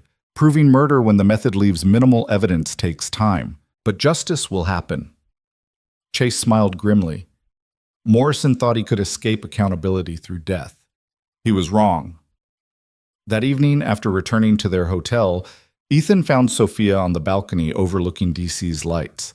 She was crying quietly, clutching the medal she'd received. Hey, he said gently. What's wrong? Nothing's wrong. Everything's right. That's why I'm crying. She wiped her eyes. 3 years ago, I was a billionaire CEO who thought profit margins mattered more than people. I fired you for trying to save lives. I let corruption flourish under my watch. I caused 14 deaths through negligence and arrogance. Sophia, let me finish. Today, the President of the United States honored us for building something that saves lives. Families who should hate me thanked me for creating the center. Workers who'd lost colleagues told me the training we provided kept them safe. And I realized I'll never undo what I did. Those 14 men are still dead. But maybe, possibly, I've created enough good to balance even a fraction of that evil. You have. You've created more than enough good. Have I? She turned to face him. Or am I just a monster who got lucky enough to find redemption? You're a person who made terrible choices and then spent years making better ones. That's not luck. That's transformation. Ethan moved to stand beside her. I hated you for 2 years, Sophia. Genuinely hated you with everything I had. You destroyed my career, my reputation, my ability to provide for my daughter. You let me take the blame for deaths I tried to prevent. I'll never forget that. I know. But I also won't forget that you could have stayed quiet, could have hidden behind corporate protections and legal teams, could have let Morrison silence us permanently. Instead, you confessed everything, risked prison, liquidated your fortune, and spent 3 years building something that actually matters. That took courage I'm not sure I would have had in your position. So you forgive me? Ethan was quiet for a long moment, considering the question honestly. I don't know if I forgive you. Forgiveness feels too simple for something this complicated. But I trust you. I respect you. And I'm grateful every day that you chose to be the person who builds the Phoenix Center instead of the person who destroyed Plant 7. Is that enough? It's more than I deserve. Sophia looked out at the city lights. Thank you, Ethan, for saving my life in that parking garage, for giving me a chance to be better, for building this alongside me instead of destroying me the way you had every right to do. Thank you for listening. Eventually, even though it took 14 deaths and 2 years of hell to make you hear what I was saying. They stood in silence, two broken people who'd somehow built something beautiful from their brokenness. It wasn't a fairy tale ending. It was messier than that, more complicated, but it was real. The next morning, they visited the memorials before flying home. Lincoln, Jefferson, Martin Luther King Jr., people who'd fought for justice, paid terrible prices, changed the world through courage and conviction. Emma and Leah ran ahead, reading inscriptions, asking questions about history. "You think we'll be remembered?" Sophia asked, watching their daughters. "No, and that's fine. The work gets remembered, the lives saved, the systems changed. We're just temporary stewards of something bigger than ourselves." Ethan smiled. "Besides, I don't need history to remember me. I just need Leah to grow up in a world where speaking truth doesn't destroy you. That's legacy enough." They flew home that afternoon. Seattle welcomed them with characteristic rain and gray skies. The Phoenix Center looked smaller after the grandeur of Washington, D.C., but more important, this was where the real work happened. Not ceremonies or medals, but daily training sessions and support groups and workers learning to protect themselves. The following weeks brought unexpected changes. Morrison's death and the White House ceremony triggered a surge of interest in workplace safety reform. 3 governors contacted the center about creating state-level programs modeled on their work. The Department of Labor asked them to consult on new federal regulations. Universities wanted to study their training methods. "We're becoming legitimate," Marcus observed at a staff meeting. "Not scrappy underdogs fighting corruption, but established experts that government agencies consult." "That's weird." "It's evolution," Vanessa countered. "We started as a crisis response to immediate tragedy. Now we're building sustainable infrastructure. That's how movements become institutions." "Is that good?" Leah's question caught everyone off guard. She'd been sitting quietly in the corner doing homework while the adults met. "Becoming an institution, I mean. Don't institutions become the thing they were fighting against?" Out of the mouths of children. The room fell silent, confronting an uncomfortable truth. They'd built the Phoenix Center to challenge institutional corruption. What happened when they became the institution? "That's why we have to stay vigilant," Sophia said. "Keep questioning ourselves. Keep listening to critics. Keep the memorial wall visible so we never forget why we exist. The moment we prioritize organizational growth over mission, we've failed." "How do we prevent that?" Ethan asked. "Because history shows that most reform movements eventually become part of the system they were trying to change." The discussion continued for hours. They debated governance structures, accountability measures, ways to preserve their insurgent spirit while scaling their impact. No easy answers emerged, but the willingness to ask hard questions felt important. That evening, Ethan received an unexpected call. A number he didn't recognize, but something made him answer.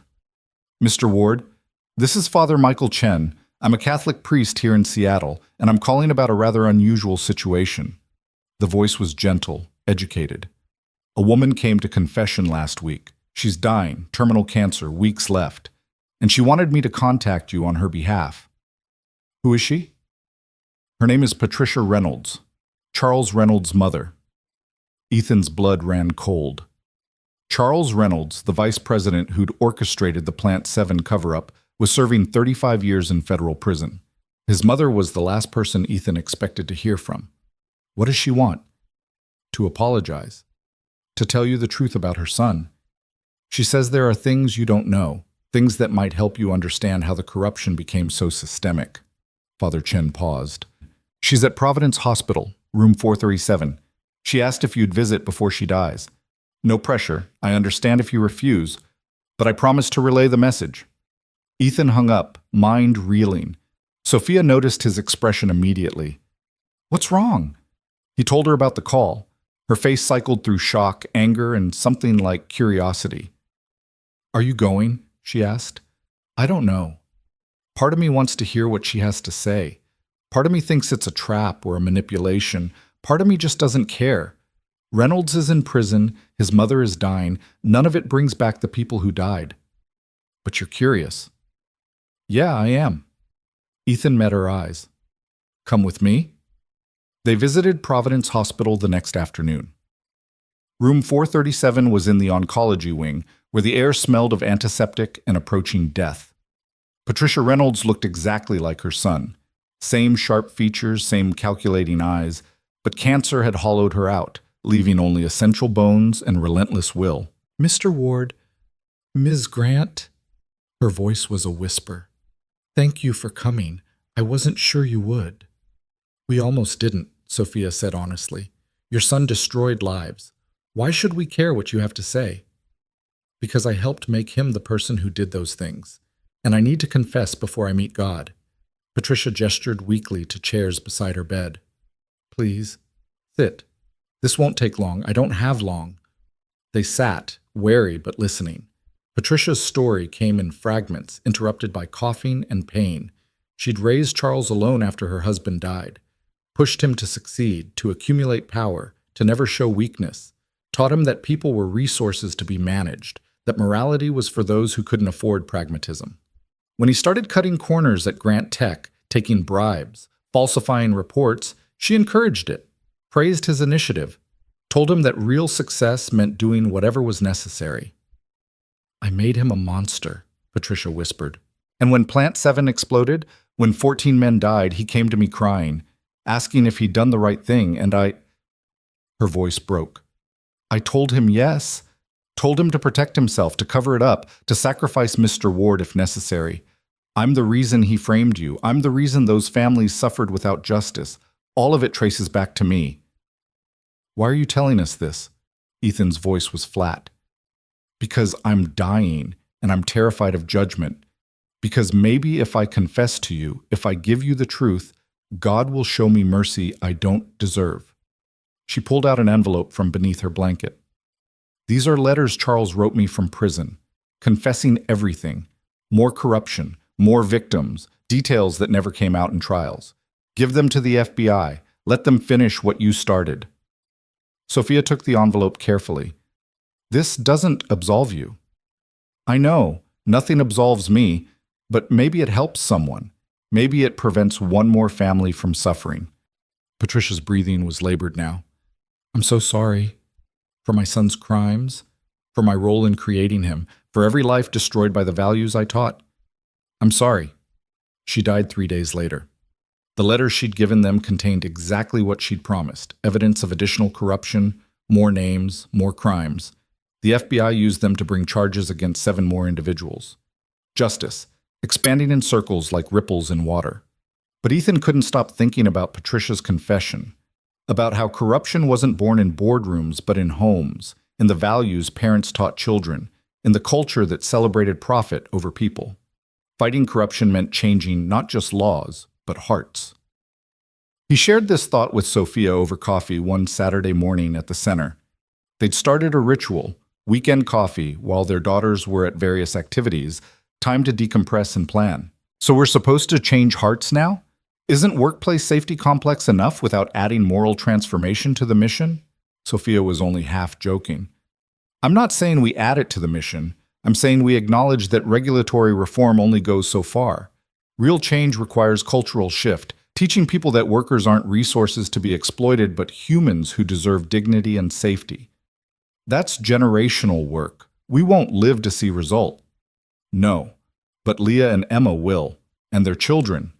Ethan gestured around the center at the memorial wall visible through his office window.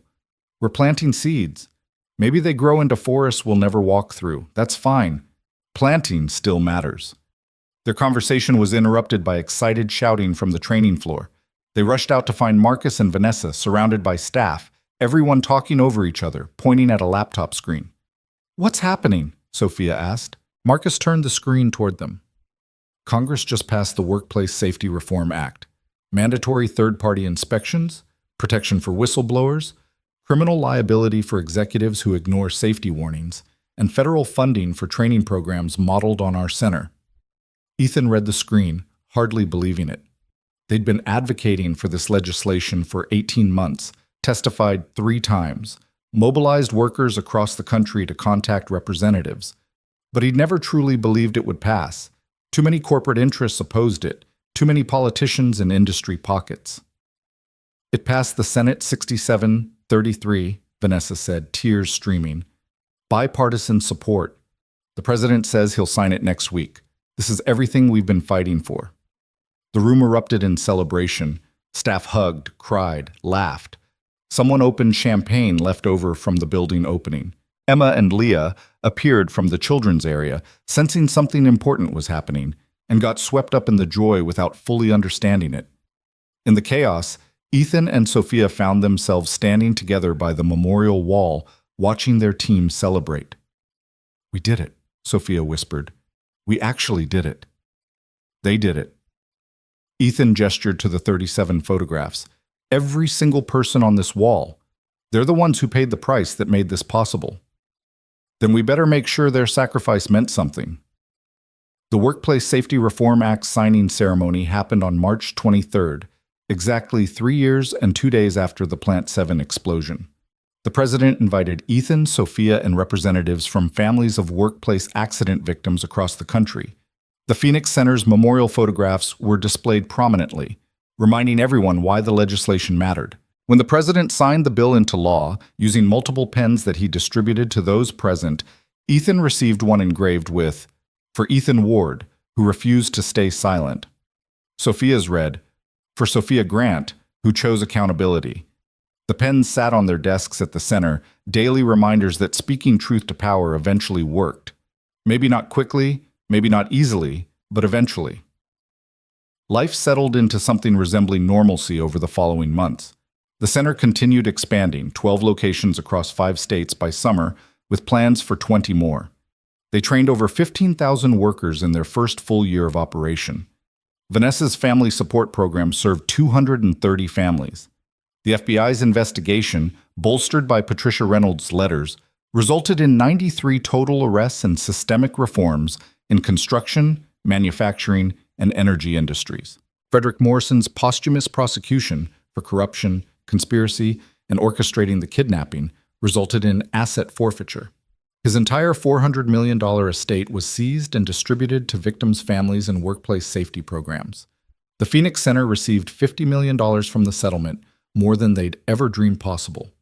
But the most significant change was personal. Ethan and Sophia, who'd started as bitter enemies forced into uneasy alliance, had become genuine partners. They finished each other's sentences in meetings, developed inside jokes about catastrophic pasta dinners, made decisions through some kind of telepathic consensus that their staff found both impressive and mildly irritating. "You two are basically married," Marcus observed one day, not entirely joking. "We're colleagues," Sophia corrected. "Business partners. Who have dinner together 3 nights a week, whose daughters are inseparable, who coordinate outfits without planning, and who look at each other like..." He gestured vaguely. "You know what? Never mind. Totally just colleagues."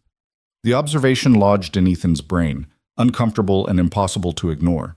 He and Sophia weren't romantically involved. Their relationship was professional, their bond forged through shared trauma and mission. But somewhere along the way, she'd become his closest confidant, the person he called first with good news or bad, the one whose opinion mattered most. He didn't know what to do with that realization. The situation came to a head on a humid evening in July. The center was hosting its first annual memorial service, a ceremony honoring the 37 workers on their wall and all others who died in preventable workplace accidents. 200 people attended, filling the building with grief and remembrance and determination that these deaths would catalyze change. Mrs. Martinez spoke about her son Daniel. Thomas Reeves's brother told stories about a man who loved electrical work and bad jokes. Vanessa remembered her husband Michael, voice breaking but steady. One by one, families honored the dead by celebrating the lives they'd lived. Ethan gave the closing remarks, standing before the memorial wall with 37 faces watching. "We gather tonight not to mourn, though we do mourn, but to remember and recommit. These 37 people, and thousands like them across our nation, died because someone prioritized profit over safety, efficiency over caution, quarterly earnings over human life. Their deaths should have been prevented. Their families should never have suffered this loss, and the only way to honor them is to ensure no one else dies the same way." He paused, looking at the photographs. "But here's what I've learned over 3 years of running this center. Preventing deaths isn't enough. We also have to affirm life. Celebrate the workers who go home safe because of training we provided. Support the families who are healing instead of grieving. Build communities that protect each other. That's how we turn tragedy into triumph, not by erasing the past, but by creating a better future. As people filed out after the ceremony, many stopped to thank Ethan and Sophia. Some shared stories of lives saved by the center's work. Others just needed to talk, to be heard, to know their grief was witnessed. After everyone left, Ethan and Sophia stayed to clean up. Another ritual, working together in comfortable silence while the building settled around them. They'd just finished stacking chairs when Sophia said, seemingly out of nowhere, "I think I'm falling in love with you." Ethan dropped the chair he was holding. It clattered loudly on the floor, echoing through the empty building. "What?" "I know it's complicated. I know our history is terrible. I know I destroyed your life, and we built this partnership on the ruins of that destruction. But somewhere along the way, working beside you, watching you choose integrity over anger, seeing you be an incredible father to Leah, I fell in love." Sophia's voice was steady despite her obvious terror. "And I needed to tell you because keeping it secret felt dishonest. We built this center on truth, even uncomfortable truth. So there it is, the uncomfortable truth." Ethan stared at her, mind completely blank.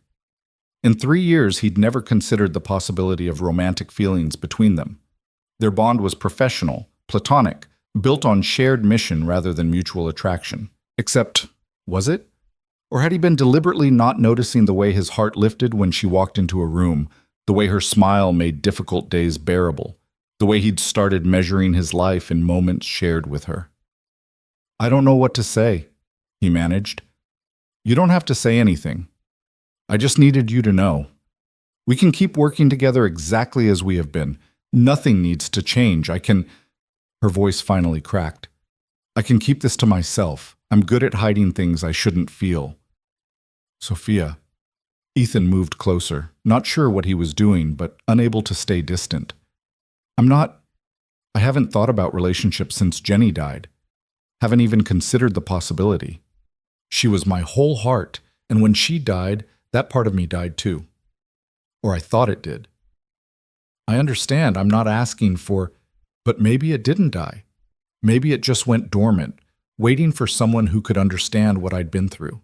Someone who'd lived in the same darkness, who'd rebuilt themselves from the same ruins." He reached out, took her hand. "I don't know if what I feel is love. I don't even know if I remember what love feels like, but I know that you matter to me in ways I can't fully articulate. And maybe that's enough to start." Sophia's eyes filled with tears. "You're sure? Because our history is exactly why this might work. We've seen each other at our worst. We've fought through trauma and corruption and nearly dying. There are no illusions left between us, no pedestals to fall from. We know exactly who we are, broken people trying to build something good. If we can do that professionally, maybe we can do it personally too." This is insane. The former CEO and the whistleblower she destroyed, falling in love while running a workplace safety center, nobody will believe it. Nobody believed we'd build this center. Nobody believed we'd take down Morrison's network. Nobody believed we'd pass federal reform legislation. We've made impossible things happen before. Ethan smiled, surprised by how natural it felt. "What's one more impossibility?" They stood there, hands clasped, in the building they'd created from grief and determination.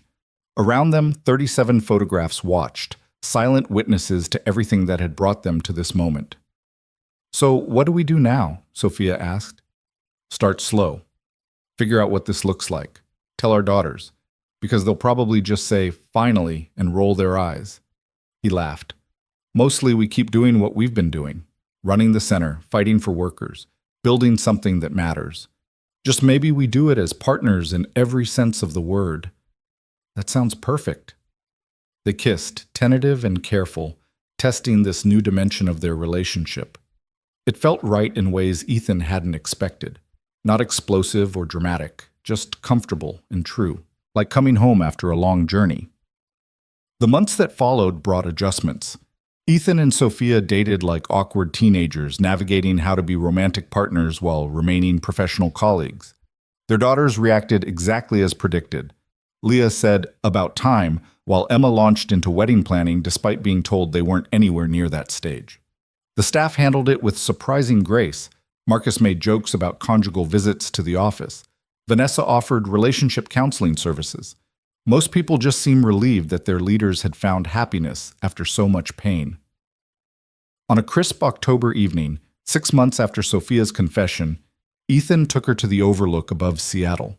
The city sprawled beneath them, lights twinkling in the gathering dark. He'd brought Jenny here once, years ago, to propose. Coming back felt like honoring her memory while claiming his future. "I've been thinking about legacy," he said, holding Sophia's hand, "about what we leave behind when we're gone. The center will outlive us. That's good. That's important.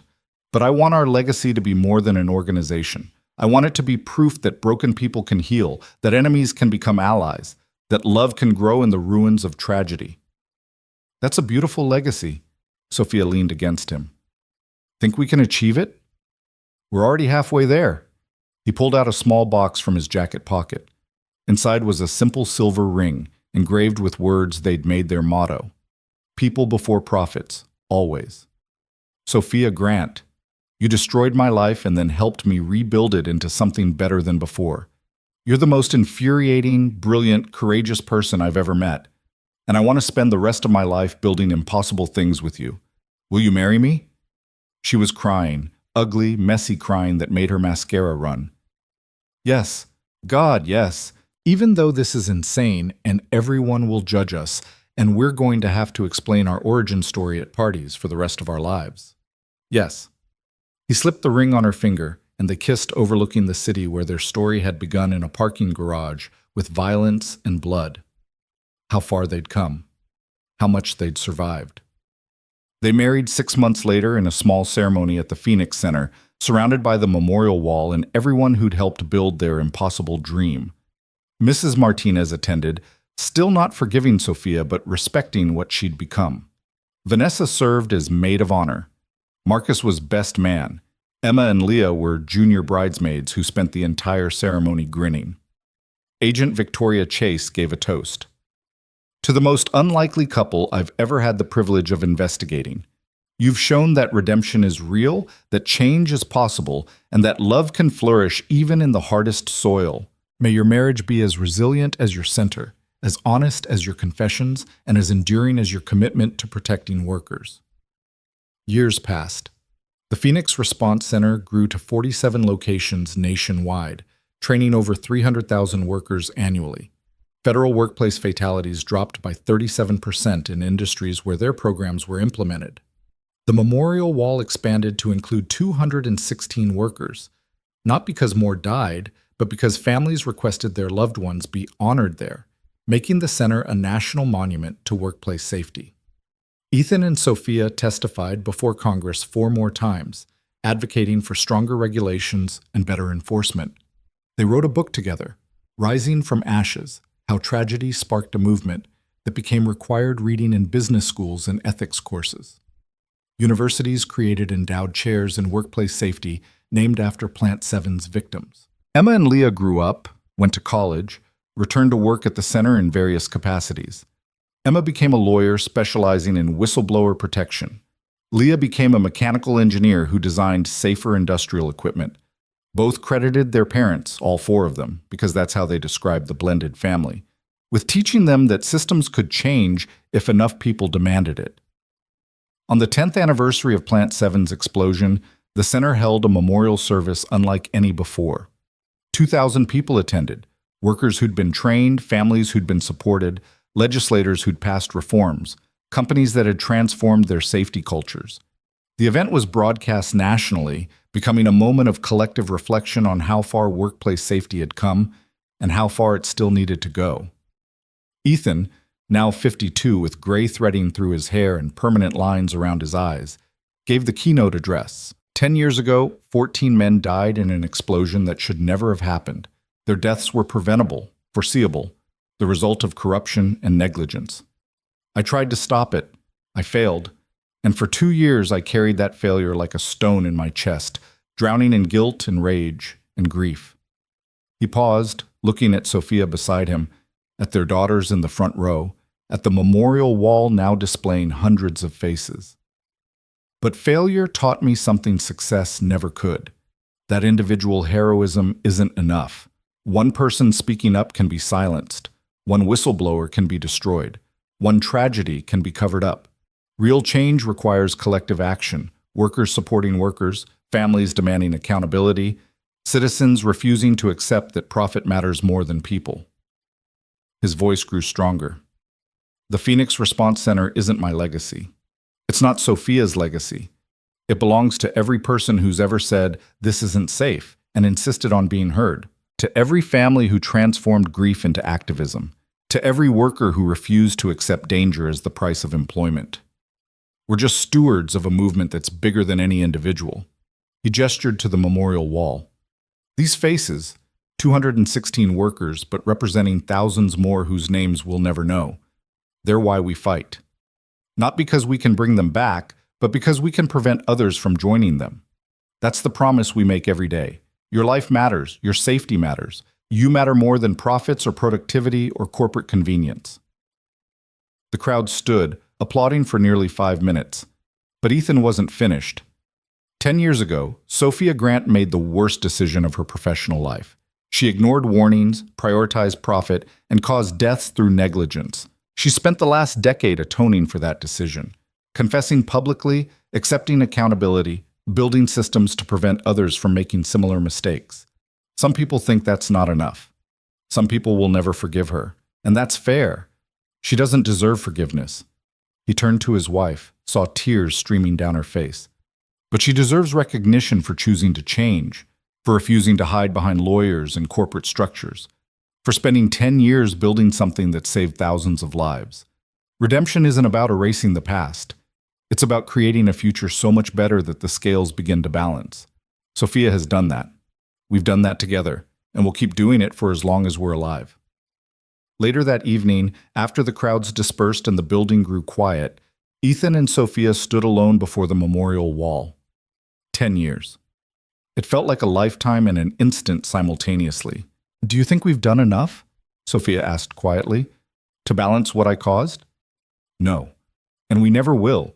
You can't balance 14 deaths, or 216, or thousands. You can only work every day to prevent more." Ethan took her hand. "But I think you've transformed what could have been just tragedy into something meaningful. That's more than most people manage. I couldn't have done it without you. We did it together. That's the point." He pulled her close. "Partners. In crime fighting, in love, in building impossible things. Always." They kissed, surrounded by the faces of those they'd failed to save but had spent a decade honoring. The memorial hall was quiet, sacred, heavy with purpose. This was their church, their confessional, their sanctuary, where they came to remember why the work mattered when it felt overwhelming. Outside the Phoenix Response Center, Seattle continued its endless rhythm. Workers heading home to families, buildings rising from the ground, life persisting in all its messy, complicated glory. Somewhere in the city, a construction worker checked structural integrity before starting a shift, using training the center had provided. Somewhere, a family grieving a workplace death found their way to a support group Vanessa led. Somewhere, a whistleblower made the terrifying choice to speak up, knowing organizations like the Phoenix Center would protect them. The ripples continued expanding, touching lives Ethan and Sophia would never meet, preventing tragedies that would never make headlines precisely because they were prevented. That was the real victory, not the awards or legislation or media coverage, but the quiet accumulation of lives saved, families kept intact, workers returning home safe. In the center's garden, added during the 5th expansion, a bronze plaque caught the last rays of evening sun. In memory of those who died because we failed, in honor of those who lived because we learned, may their sacrifice transform how we value human life. People before profits, always. 14 names were listed first. Then 202 more. Space remained for others, because despite all their work, people still died in preventable accidents, but fewer each year.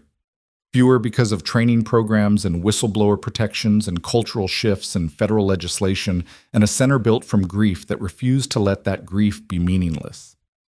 Ethan and Sophia walked through the garden as darkness fell, hands clasped, comfortable in the silence that came from knowing each other completely. They'd survived the parking garage attack, the kidnapping, Morrison's sabotage, public scrutiny, their own demons. They'd transformed from enemies to allies to partners to lovers to spouses. They'd built something that mattered from the ruins of their worst moments. "Happy anniversary," Sophia said suddenly. "Our anniversary isn't for 3 more months. Not that anniversary. 10 years ago tonight, you tried to get me to shut down Plant 7. I fired you instead.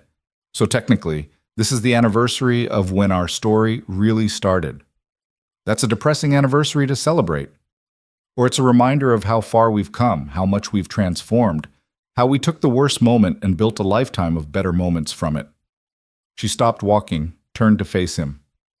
"I'd do it all again, even the painful parts, because they led here." "Me too," Ethan said, and meant it. Not because the journey had been easy or the pain worthwhile or any of the trauma justified, but because fighting through darkness together had taught them what really mattered. And what mattered was choosing right over easy, every day, no matter the cost. They walked back inside, turning off lights, locking doors, leaving the center ready for tomorrow's battles. Their car waited in the parking lot, not far from where Ethan had been working as night security when he'd saved Sophia's life a decade ago. Full circle, in the way life often came around to its beginnings. At home, their daughters were already there, Emma visiting from law school, Leah back from an engineering conference. The 4 of them ate dinner together, talking about cases and designs and plans for expanding the center's reach. A family built from tragedy, sustained by love, united by mission. Later, when Emma and Leah had gone to bed, Ethan and Sophia sat on their balcony overlooking the city. The same city where 14 men had died, where 2 little girls had been kidnapped, where corruption had thrived unchecked, where impossible things had happened because people had refused to accept impossibility. "What do you think happens next?" Sophia asked. "We've accomplished so much. Built the center, passed legislation, changed culture. What's left to fight for?" "Everything," Ethan said simply. "Because the work is never done. There will always be corporations cutting corners, executives prioritizing profit, workers endangered by negligence. We've made progress, incredible progress, but we haven't won. We've just established the battlefield." "That's exhausting." "It is. But it's also purposeful. We get to wake up every morning knowing our work matters. How many people can say that?" He pulled her close. "Besides, I'm not fighting alone anymore. I have you, our daughters, our team, an entire movement of people who believe what we believe. That's more than I ever dreamed possible when I was drowning in grief and anger." "We're lucky," Sophia said quietly. "We're blessed. There's a difference." Ethan kissed her forehead. "Lucky is random chance. Blessed is earning grace through how we respond to trials. We've been through hell, but we chose to build heaven from the ashes. That's not luck. That's choice." They sat in comfortable silence as the city lights flickered below, each light representing a life, a family, a person whose safety depended on people like them refusing to accept preventable deaths. The weight was enormous, but shared between 2 people who'd learned to carry impossible things together, it became bearable. The phoenix had risen from the ashes, not once, but repeatedly, every time corruption tried to burn it down. And it would keep rising long after Ethan and Sophia were gone, because they'd built something bigger than themselves.